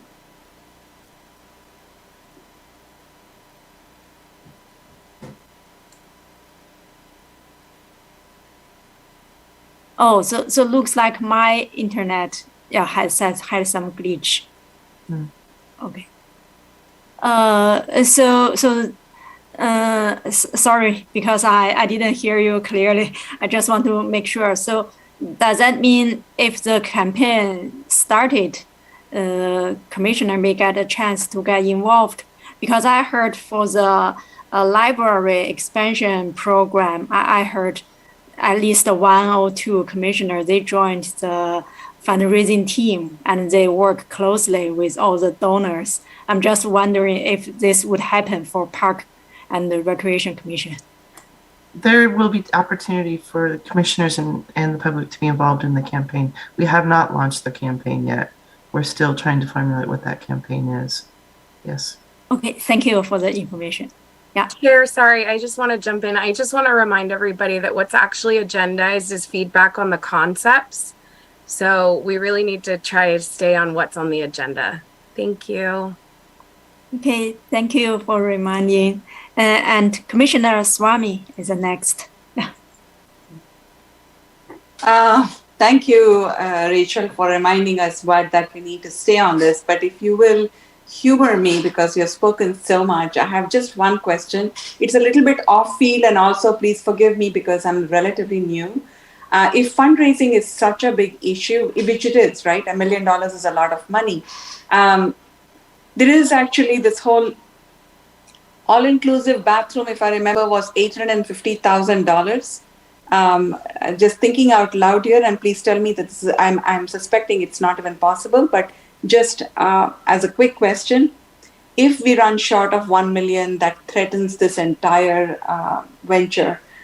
Is it possible at all to say that we might put the inclusive bathroom on hold and put that $850,000 into this and come closer to the $1 million fundraising, rather than have both of those projects be threatened because of lack of budget? That was my one question. And my second question is, how much are we paying the consultant to help us fundraise? The council would make the decisions about how the funds are allocated. So the first step is that the council is being asked to consider the additional bathroom project. So that is the first things underway. If we were to begin that project, we would be underway with that project and have expenditures that would happen before the $1 million question came into being. So the process would be that we would go back to council with decisions about expenditures, and probably would consider both parts of the project as a whole rather than as separate entities at that point. So we will be in conversation with council at that point if decisions need to be made. And I can't remember your second question. The second question is, you said that you have hired a consultant for fundraising. How much are we paying the consultant to give us the consultation? It's not that much. Yeah, it's to create the campaign plan and support us, it's $39,000 just for creating the plan. Implementing it is a separate item, and we haven't even discussed that. It looks like we might do that internally. We are doing it internally. Yeah. Yeah. Okay, thanks. And next is Commissioner Kumarapan.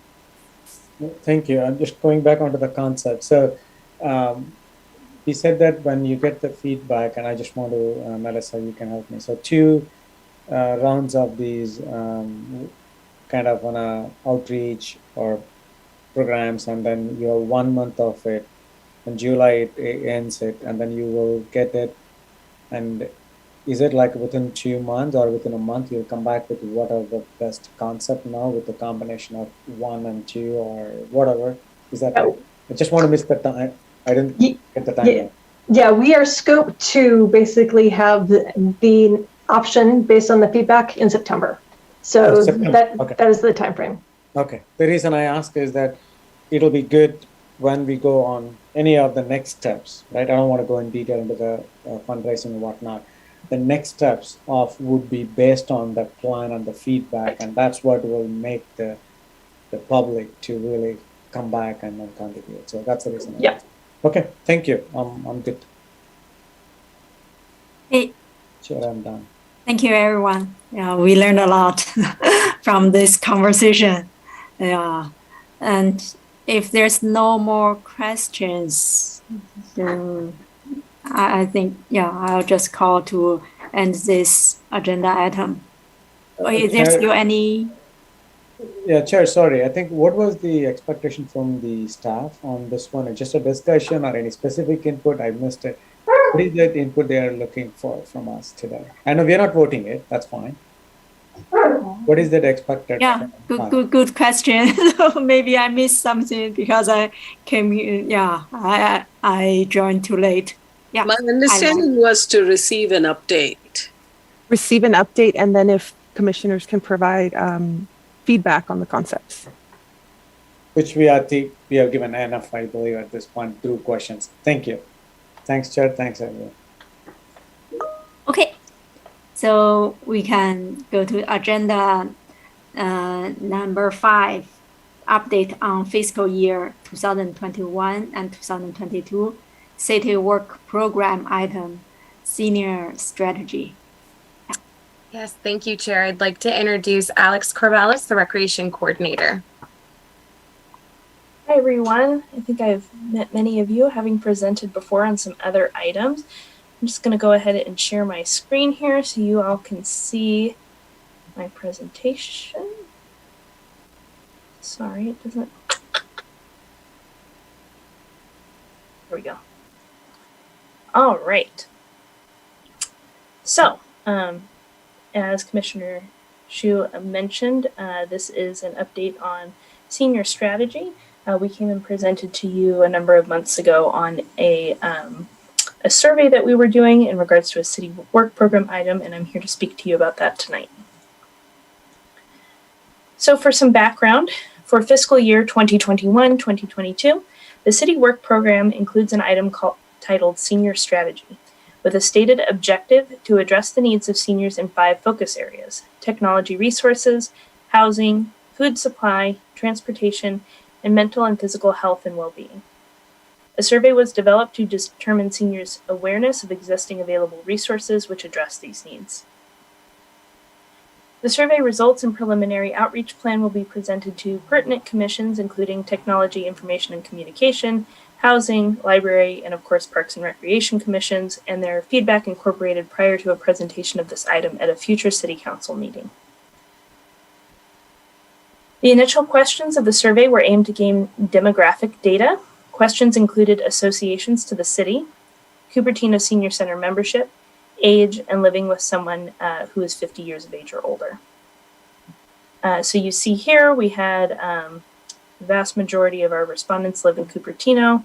We had a pretty even split on whether or not our respondents were members of the senior center. Majority of our respondents were 50 years of age or older, and the majority also live with someone who is 50 years of age or older, and we received a total of 459 responses. I'm very sorry, this is missing. Oh, it is not. I apologize. It's not missing a slide. The resources we asked about for technology were the tech classes at the Cupertino Senior Center, public Wi-Fi in city buildings, public access computers at the Cupertino Library, and Cupertino Library resource workshops. Of the 5 resources listed for technology, respondents had the greatest awareness of public computers available at the Cupertino Library, and were most likely to have used public Wi-Fi available at some city buildings.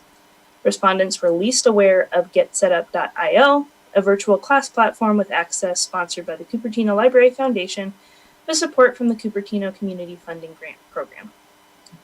And for those of you that are more visual, for all of these resources, we're going to show you those results in table form and then in chart form. It's the same information. For housing, the resources we asked about were the below market rate housing program, senior adult legal assistance, West Valley Community Services, the long-term care ombudsman, Rebuilding Together, Housing Authority of the County of Santa Clara, Project Sentinel, Housing Trust Silicon Valley, Habitat for Humanity, the Haven to Home program, and Catholic Charities. Of the 11 resources listed for housing, respondents had the greatest awareness of West Valley Community Services, Habitat for Humanity, and Catholic Charities. Respondents were least aware of the Housing Trust Silicon Valley and the Haven to Home program. In the area of food resources, we asked about Senior Nutrition Program, the West Valley Community Services, Second Harvest Food Bank, and Meals on Wheels. Of the 4 resources listed for food, respondents had the greatest awareness of Second Harvest Food Bank and Meals on Wheels, and respondents were least aware of the Senior Nutrition Program. For transportation, the resources we asked about were Via Cupertino, Ride, VTA Access, Heart of the Valley Services for Seniors, Roadrunners of El Camino Hospital, and Avenida Store to Door. Of the 6 resources listed for transportation, respondents had the greatest awareness of Via Cupertino and VTA Access, and respondents were least aware of the Avenida Store to Door program. Mental and physical health and well-being, the resources we asked about were the Cupertino Senior Center, Cupertino Parks and Recreation, Health Insurance Counseling and Advocacy Program, Senior Adults Legal Assistance, SourceWise, 211, Behavioral Health Services of Santa Clara County, Live Oak Adult Day Services, Veterans Administration, Catholic Charities Older Adult Behavioral Health Service, the Friendship Line, Adult Protective Services, and Maitri. Of the 13 resources listed for mental and physical health and well-being, respondents had the greatest awareness of Cupertino Parks and Recreation and the Cupertino Senior Center, with large portions of respondents, 61% and 41% respectively, having used the resource. Respondents were least aware of Maitri, a resource providing services to those experiencing domestic violence. Now, for all these resources, we do want to be able to refer seniors to resources that may be helpful to them.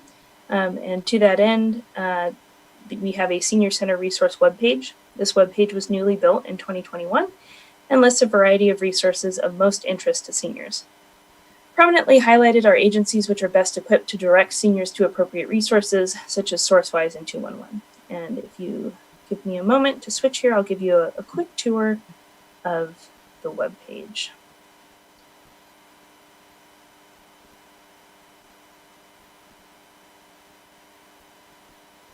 Seeing the web page now?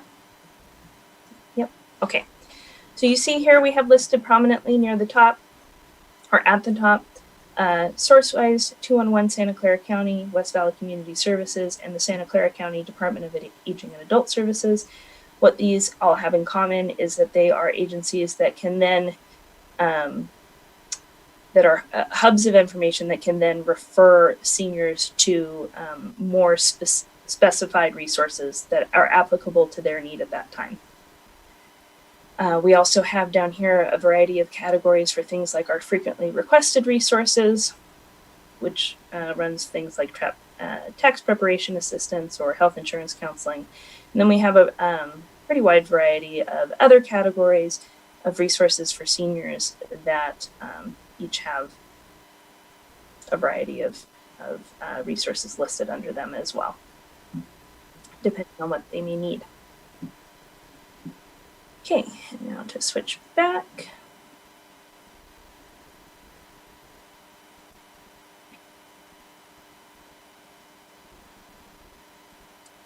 So SourceWise offers resource information on a variety of topics, including housing, nutrition, health insurance, transportation, and more. Through a comprehensive network of resources, SourceWise offers education, support, and advocacy for all adults, their families, and their caregivers within Santa Clara County. 211 Bay Area is a program of the United Way. It is a comprehensive information and referral service for Santa Clara and other Bay Area counties. They connect over 37,000 Bay Area callers and texters each year with information about health and human services that are available to them. 211 phone and text services are available 24 hours a day, 7 days a week, in 150 languages through phone interpretation. It is also available in English and Spanish for text message services. While a wealth of resources exist in the area, the survey has demonstrated that many seniors are unaware of these resources or what they do, and so we have some preliminary plans for outreach. To connect seniors to these resources, staff proposes increasing the number of presenters and workshops at the Cupertino Senior Center from various organizations, as well as bringing back the Senior Center's annual resource fair, where these organizations can provide direct outreach to Cupertino seniors. Hosting a Senior Center table at Cupertino's community special events and festivals would also be a good avenue for outreach. reaching out to local clubs and organizations and requesting information about the city's senior resources webpage be shared within their publications could be beneficial. In addition, staff propose doing doable options for new city publications, such as a tear-out sheet of resources to be distributed in the Cupertino scene, refrigerator magnets with important phone numbers, a YouTube video tour of the resources page or a YouTube outreach videos in general, a commercial spot on Cupertino TV, billboard advertising, banner advertising at either of Memorial Park's banner spots, next door posts, sending out an email blast to the city's Gov Delivery email lists, and adding the senior resources page to the city's 311 app. Further promoting these organizations' pre-existing outreach efforts would prevent redundancy in efforts while also driving our seniors to the resources they may need. For example, 211 currently has a Guiding Light outreach initiative which has developed 60 and 30-second videos in both English and Spanish which explain their services and efforts. Promoting these videos on the city website or elsewhere would help to further the agency's reach and increase Cupertino seniors' awareness of 211. The project webpage for Senior Strategy hosts the full survey results for all 5 focus areas for view by the community. The webpage is the same site where the community was able to participate in the survey, which is engagecupertino.org/senior-resources. And now, if you have any questions for me, I'd love to hear your feedback on our outreach plan.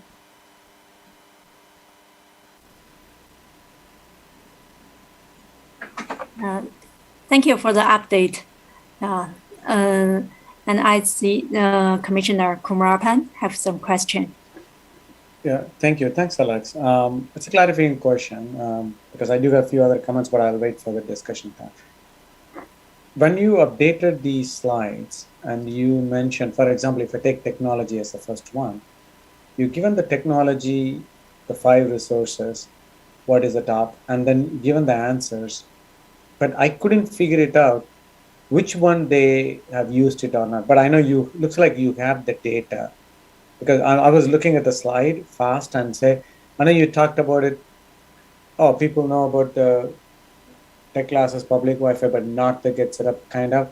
But I couldn't figure it out from these 2 consolidated slides. Where do I find that info?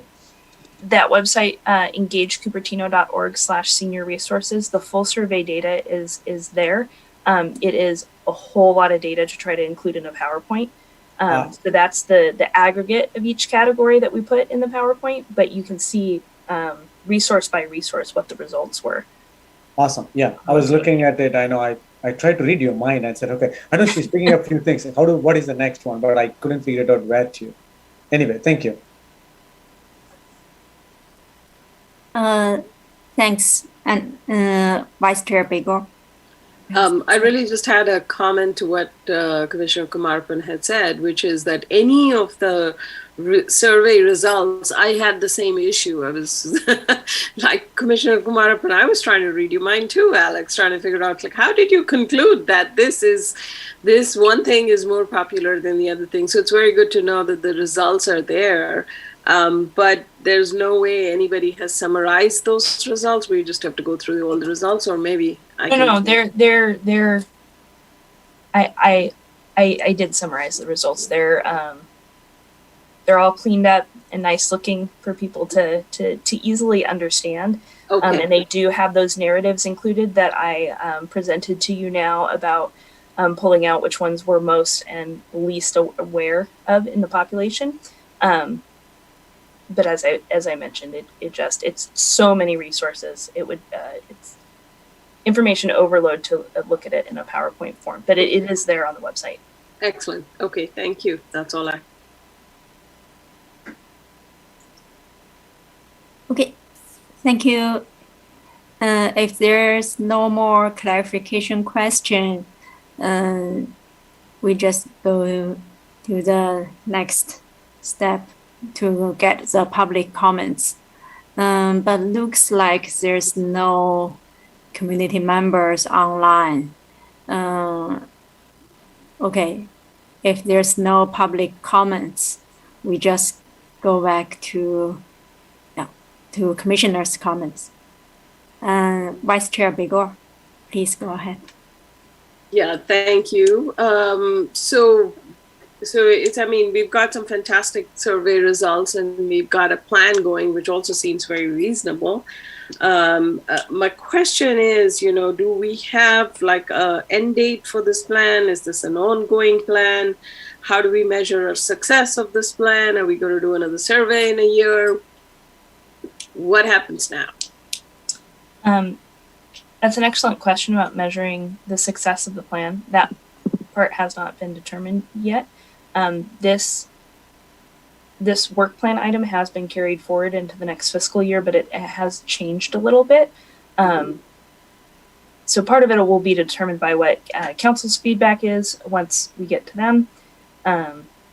But some of the things in our plan are things that we do to some degree already, but want to increase. And I would imagine those would be ongoing things. For example, presentations here at the Senior Center. That I can't see why we would taper them back down if they are reaching a lot of seniors. But other things like that tear out in the Cupertino scene wouldn't necessarily happen every month. It might happen annually or whatever the communications team determines is a reasonable rate. Okay. What is the item on the work plan for Senior Center then? Let me go back to that exact language for you.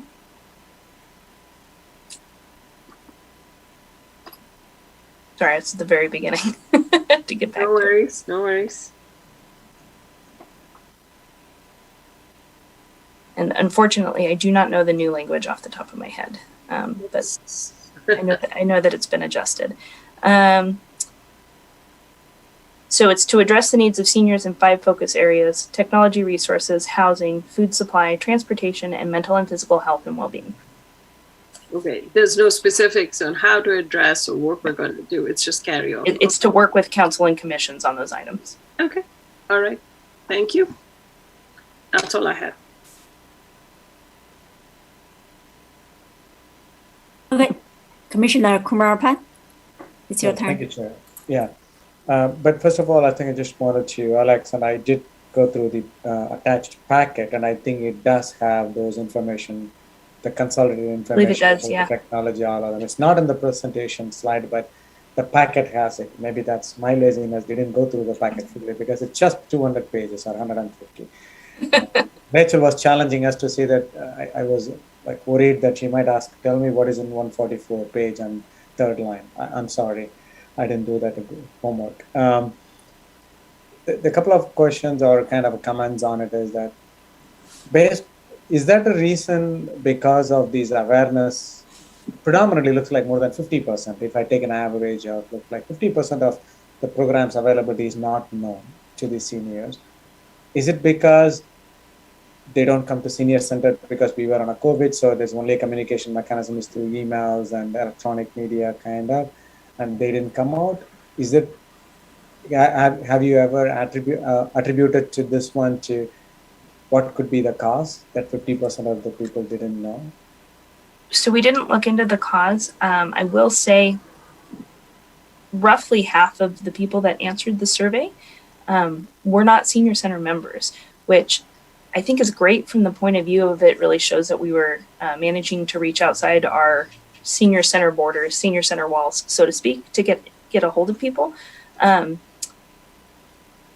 that does mean we have a harder time determining why they don't need them. I will say some of the paper surveys we received, actually a fair number of them, people would make handwritten notes and say, well, I just don't need XYZ. So no, I don't know about this, but I don't need it. So some people don't need certain resources and that's why they don't know about them, but there have got to be people out there that need the resources and also don't know about them, which is why we're hoping to outreach more. Got it. I think that looks like that means I think we should be able to pull in all these folks, reach out in general. Hey, you can come to Senior Center or you can join Senior Center, then you can get to know about more, right? Kind of looks like that's enough. Or at least you can call us and we can tell you where to go is really the important thing. Perfect. Yeah. So that leads into my second comment is that are we doing anything now since we know that, for example, if they don't know anything about the library or West Valley or VTA or any of those, in general. One is we will make ourselves, our effort to put in to make sure that they are aware of it. But are we reaching out to those specific organizations, right? For example, Cupertino Library and others, and say, hey, this is the result of the feedback. This is the data we collected. It looks like your services are not known to seniors. Can you please put in your plan? Or can you do something from your end as well? Because I don't think that we will have a budget to go and make this awareness of individual organizations everywhere, but it'll be good to communicate to them that, hey, your existence is not yet known to 50% of the seniors in our city or in Cupertino. Could you please make it available? Do we have any plans to connect with them and collaborate and amp up the marketing or amp up the outreach? So that is, frankly, a perfect example of what these meetings are for is suggestions like that about talking to agencies about upping their own outreach. So that's something I'll note down as feedback on our plan in for moving forward as we take this moving forward. I will say we sort of had that thought with things like promoting existing outreach, like I mentioned with 211 and that Guiding Light initiative. So we did have similar thoughts along those lines, but not directly reaching out to the organizations about how they outreach already. Excellent. I think, yeah, I would strongly recommend, because it's also part of our one of the city-wide our priorities or goals, right? Is that collaborate, partner with organizations and others to do it. This is a perfect opportunity, and we have the data, and we can just go and share the data and make them, hey, let's work together. I'll do my part. You can do your part so that we can benefit the community at large. So I think that would be a very good initiative. So yeah, that's kind of at a high level. I have it. I don't have any further point at this point. Thank you. Thank you. Thank you for all the comments. Are there any more questions? I didn't see anyone raised hands. Yeah. Okay, and thank you for all the update. And we really hope the senior can learn more about the resources. Maybe after pandemic, when more people come into the senior center in person, the situation will be better. Because I learned from my mom and her friends when they didn't visit the senior center in person, it's really hard for them to get information. Yeah, it's limited. Okay, and so we finished the item number 5. The next agenda item is consider rescheduling the July Parks and Recreation Commission meeting. So who is going to represent this? So it's not really a presentation, but just so you know, the actual July meeting, City Council moved their meeting to the Thursday night that would normally be ours. In previous years, July has been a meeting we have often canceled. So we can talk about whether we need to reschedule or if we'd like to cancel that meeting and wait until the August meeting.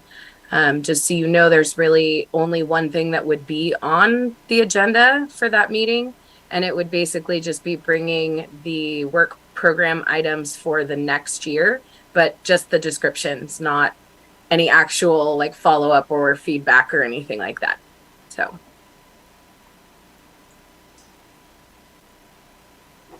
Okay, Commissioner Kumarpan, you have some question? Yeah, no, is it like it says July 22nd, but typically ours would be on July 7th. Is that right? If at all, if we have it, it's the first Thursday, which is July 7th. Is that right? Yeah, it says July 2022. But yes, it's the July 7th meeting that will be a city council meeting that would normally be your meeting. I see. Okay. And the question is, do we really reschedule it on either 15th, the 21st, 28th, whatever time it is, or should we simply cancel it and move on to August? Is that kind of a staff suggestion? Correct. Okay. Okay, so for this item, do we need to vote for this, cancel or reschedule, or how can we? Yeah, we can at least, Chair, if my suggestion would be, we can just share it right now, what do we think, and then I don't know whether voting is needed because it's just a direction to them. If we agree on, typically we do it in emails, right? Sometimes they ask it and we do it, so it looks like. I am going to ask that we do a motion and vote on it. Motion and vote on it too? Okay, got it. Okay, so now, yeah, if you have anything to say, please raise your hand. I see. Yeah. Vice Chair Bigor. Okay, my quick question is, we do have another meeting in June scheduled, a special meeting. And yes. That date is, I don't have that at the top of my head. Does somebody have it, Jessica? It's Monday, June 13th for the Triple Joint Commission meeting. Okay. It's going to be at 6:30. Okay. So we won't be, I mean, it's a joint commission meeting, so we won't be really addressing any specific issues to Parks and Rec. So, I mean, does anyone have plans for July that they don't want to meet? I'm available. I may not be available in August. I'm international travel. I work on August first 3 weeks. So I will try to attend it from India if the internet connection allows me. But July I'm available. Yes, actually, same here. I won't be available in the first 2 weeks in August, but in July, I'm pretty open. Yeah, I have no problem in July too, so I'm fine with having a meeting. We just have to find a spot. Now maybe I think we can just discuss and then somebody can propose. I think it will be good to have it in July, but maybe we can skip August if you are planning to cancel rather than July. August would be, but I'm not going to be available. It's going to be difficult to address, and if chair is also, we will have only 3 people, and I would prefer August could be one we can skip it, not the July. That would be my kind of comment. So, Swami, I am game for anything. I'm flexible. My only thing is I might be traveling, but I just don't know my travel schedule. So I'm whatever you all deem, I'll go with you guys. So okay. I make a motion to not cancel the July and to cancel the August. Sorry, Rochelle, were you going to say something? Well, I just wanted to kind of reiterate that there's actually not anything to really put on the agenda for July. So the only thing I would be able to bring you guys is literally what City Council is approving in the way of the work program. But that would be just a presentation on that information. It would not be an update on any of the items or follow up on any of the items. So I just wanted to make sure you guys are clear with that it's not going to be a robust meeting in any way, shape, or form. And I have a question. So if we move our August meeting to the end of August, would that be too late for some item? Yeah, looks like the first 2 or 3 weeks in August. We are not convenient. It actually might make sense to take a look at the work plan because I think we voted on what we said we wanted to work on. So even though we may not have updates on this, it might be useful to take a look at what the work plan is that has been approved so that then we can actually kind of, request even for what we want to hear from in September. So just to your point, Meena, yes, that would be fine if you'd rather move the August meeting. That's not an issue either. We can also discuss that. Okay, the first one looks like July, no content. That's the staff recommendations. There's not much content, but I would love to even have a light meeting. But if you think that it'll be done by in 30 minutes, you never know, Rachel. You know about us. And if we bring a one, and it will make sure that if it has to run for 3 hours, we know how to. But no, I'm just sharing. If it is an important update for the community, not for us, and in general, I was joking about it, but it'll be good for, if you think that some of those council things are important related to Park and Rec, and if we can update the community through this forum, it's a good opportunity. That's what I meant, even if it is something we can do it. Otherwise, moving, anyway, we plan to move August or cancel, then I think it's a huge gap of 2 months. They may not be here. That's the only concern I have. That I want to be with the community, share with what we learned, even if it's just a replay of the less things what we get it from a council, especially related to Park and Rec. I think it'll be good. That's my opinion. That's what I wanted to have.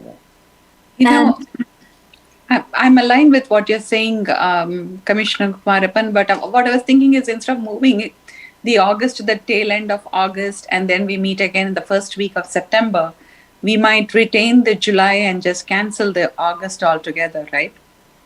Yes. That's my proposal too. Yeah, and I checked the calendar. It looks like the first Thursday is in September is September 1st.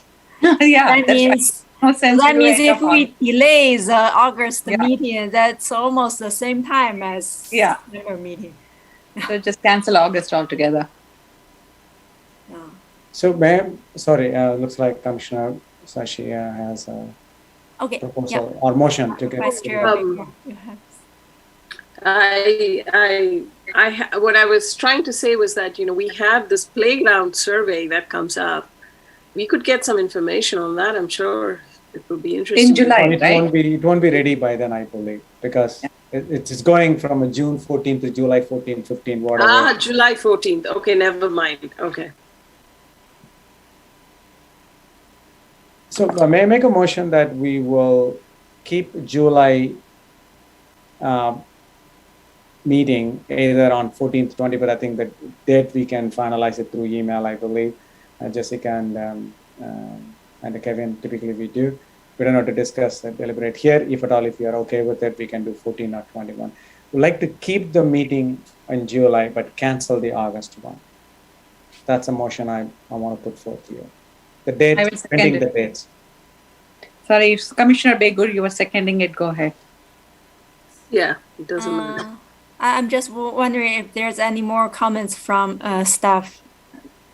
If no, we just start the vote. No, I'm just trying to double check whether, because right now what's agendized is July. So I'm trying to double check whether we can add the August one in, or if we just say we're going to move July and then we'll agendize canceling the August and the July meeting. So that means maybe we need to discuss to cancel August meeting in July meeting, because we didn't let public know today we are going to touch the schedule of August meeting. Correct. I'm sorry. Maybe. Sorry. Yeah. So okay, then I will amend, or I will restate. Thanks, Racha, for catching us, because it's very right thing to do. Is that I like to keep the July meeting on a date which we can finalize later, 14th or 21st or any other date in between. But I like to keep the July meeting, not to cancel it. I second that. Okay, so we can start to vote. Just to clarify, so the motion is to cancel the July regularly scheduled meeting that's supposed to be on July 7th, and for staff to find a new date to schedule a special meeting on either the 14th or the 21st is what I'm hearing. Or any date in between what the staff feels, and the room is available. I know the room, whatever it is. So yeah, that's exactly. I think you stated it much better than what I said. So. Perfect, thank you. And so I think we're ready for the vote. So Commissioner Swamy? Yes. Commissioner Kumarapan? Yes. Vice Chair Begor? Yes. And Chair Shu? Yes. Motion passes with 4 yes and 1 absent. Okay. Thank you. So we finished this item. Is there any more comments for this? No. Finish the item, but I was going to talk about something else. Go ahead. Oh, okay. So the next one is just the monthly update report.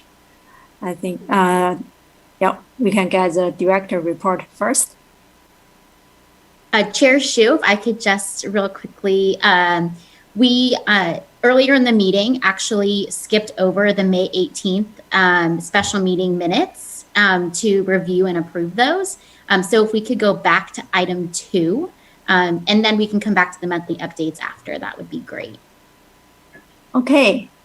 Yeah. So now that's agenda item 2, the May 18, 2022 Parks and Recreation Commission special meeting minutes. Does anyone have any comments for this one? If no, we just start to vote to approve the meeting minutes. Okay. Yeah, I make a motion to approve the May 18th, 2022 Park and Rec Commission meeting minutes. Okay, I second it.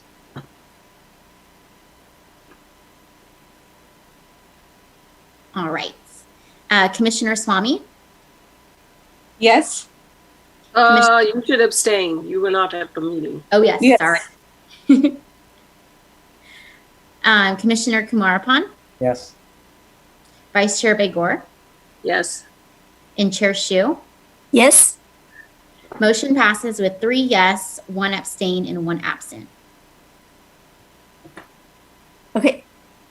Here comes the monthly update. Okay.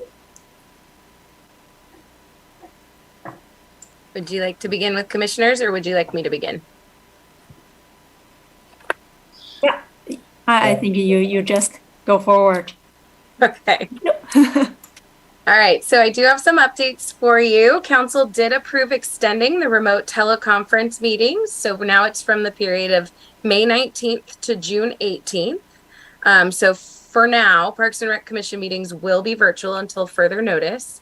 I did notice on the June 7th agenda that they also have another agendized item to continue the teleconference meetings. So we will get more information after that meeting. On June 7th, community funding will be presented to City Council, and Chair Shu will be representing the commission and answering any questions on your recommendation. There is a community meeting planned for Monday, June 6th at 6:30 to discuss Blackberry Farm Golf Course.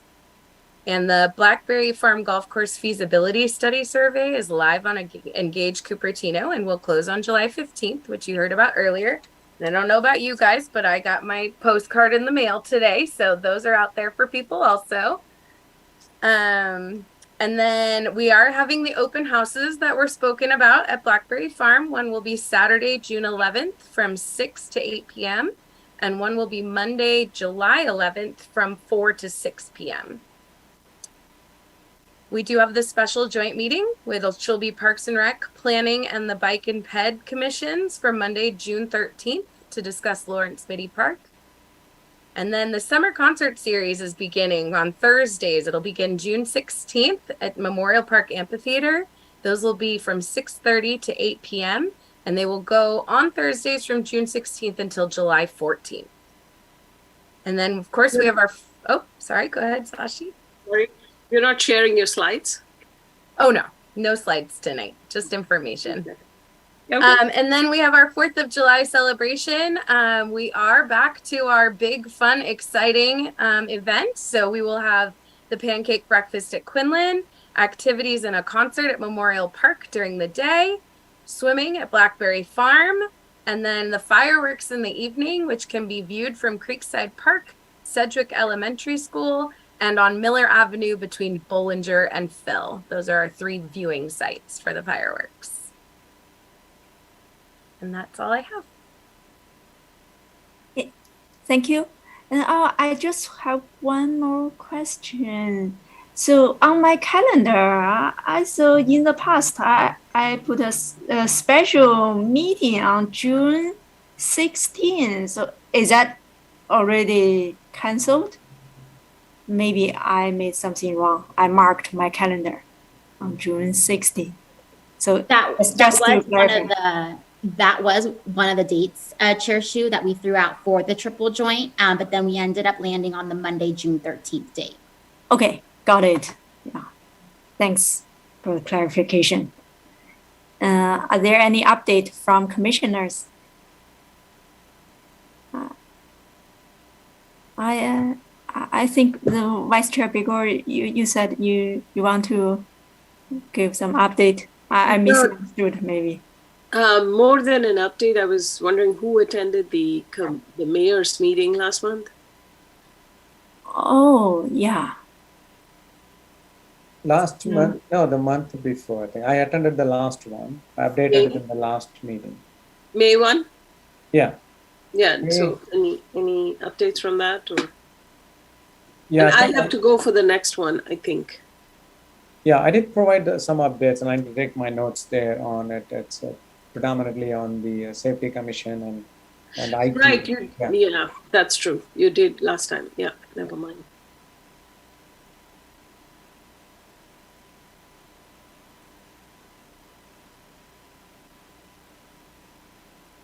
No update, looks like, Chair.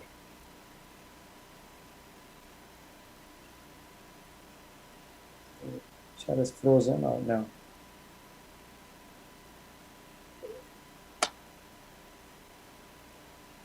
We cannot hear you, Chair, if you are talking, but we couldn't. Oh, so there's no more update. That means. No. And the next mayor's meeting, Vice Chair Bigor will be there.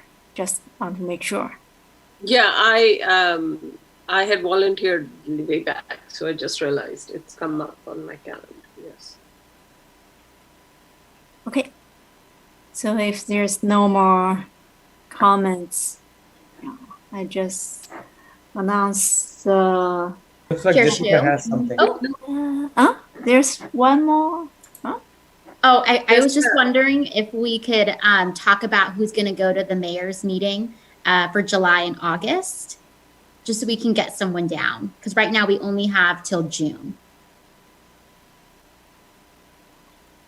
Okay. For July, I think I can make it in July. Can put my name. Okay, so that will be July 13th, Chair Shu. Okay, got it. Thank you. And for August 10th.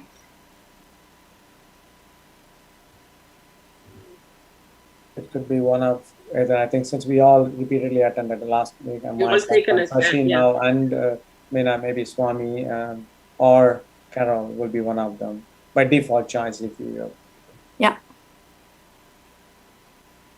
Can you take it, Can you take it? Mayor's meeting in August. Attend the mayor's meeting in August. In August, I could. My only thing that's up in the air is whether I need to travel a little bit, and I don't know what those dates are. If I'm in town, absolutely would take it. So let's put your name down for right now, and then we can put it for me right now. Yeah. Right. Somebody can swap with you if you yes. Okay. Got it. Thank you. And again, the time is what? What time is it? So it'll be August 10th at 5 p.m. 5 p.m. Okay. Thank you.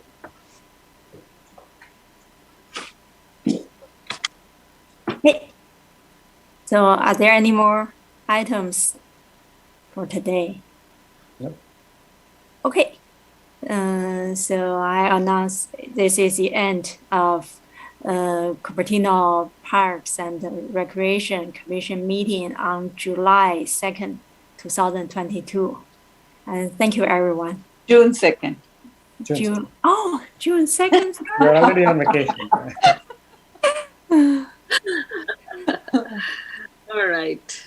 Good night, everybody. Good night. Bye. Thank you.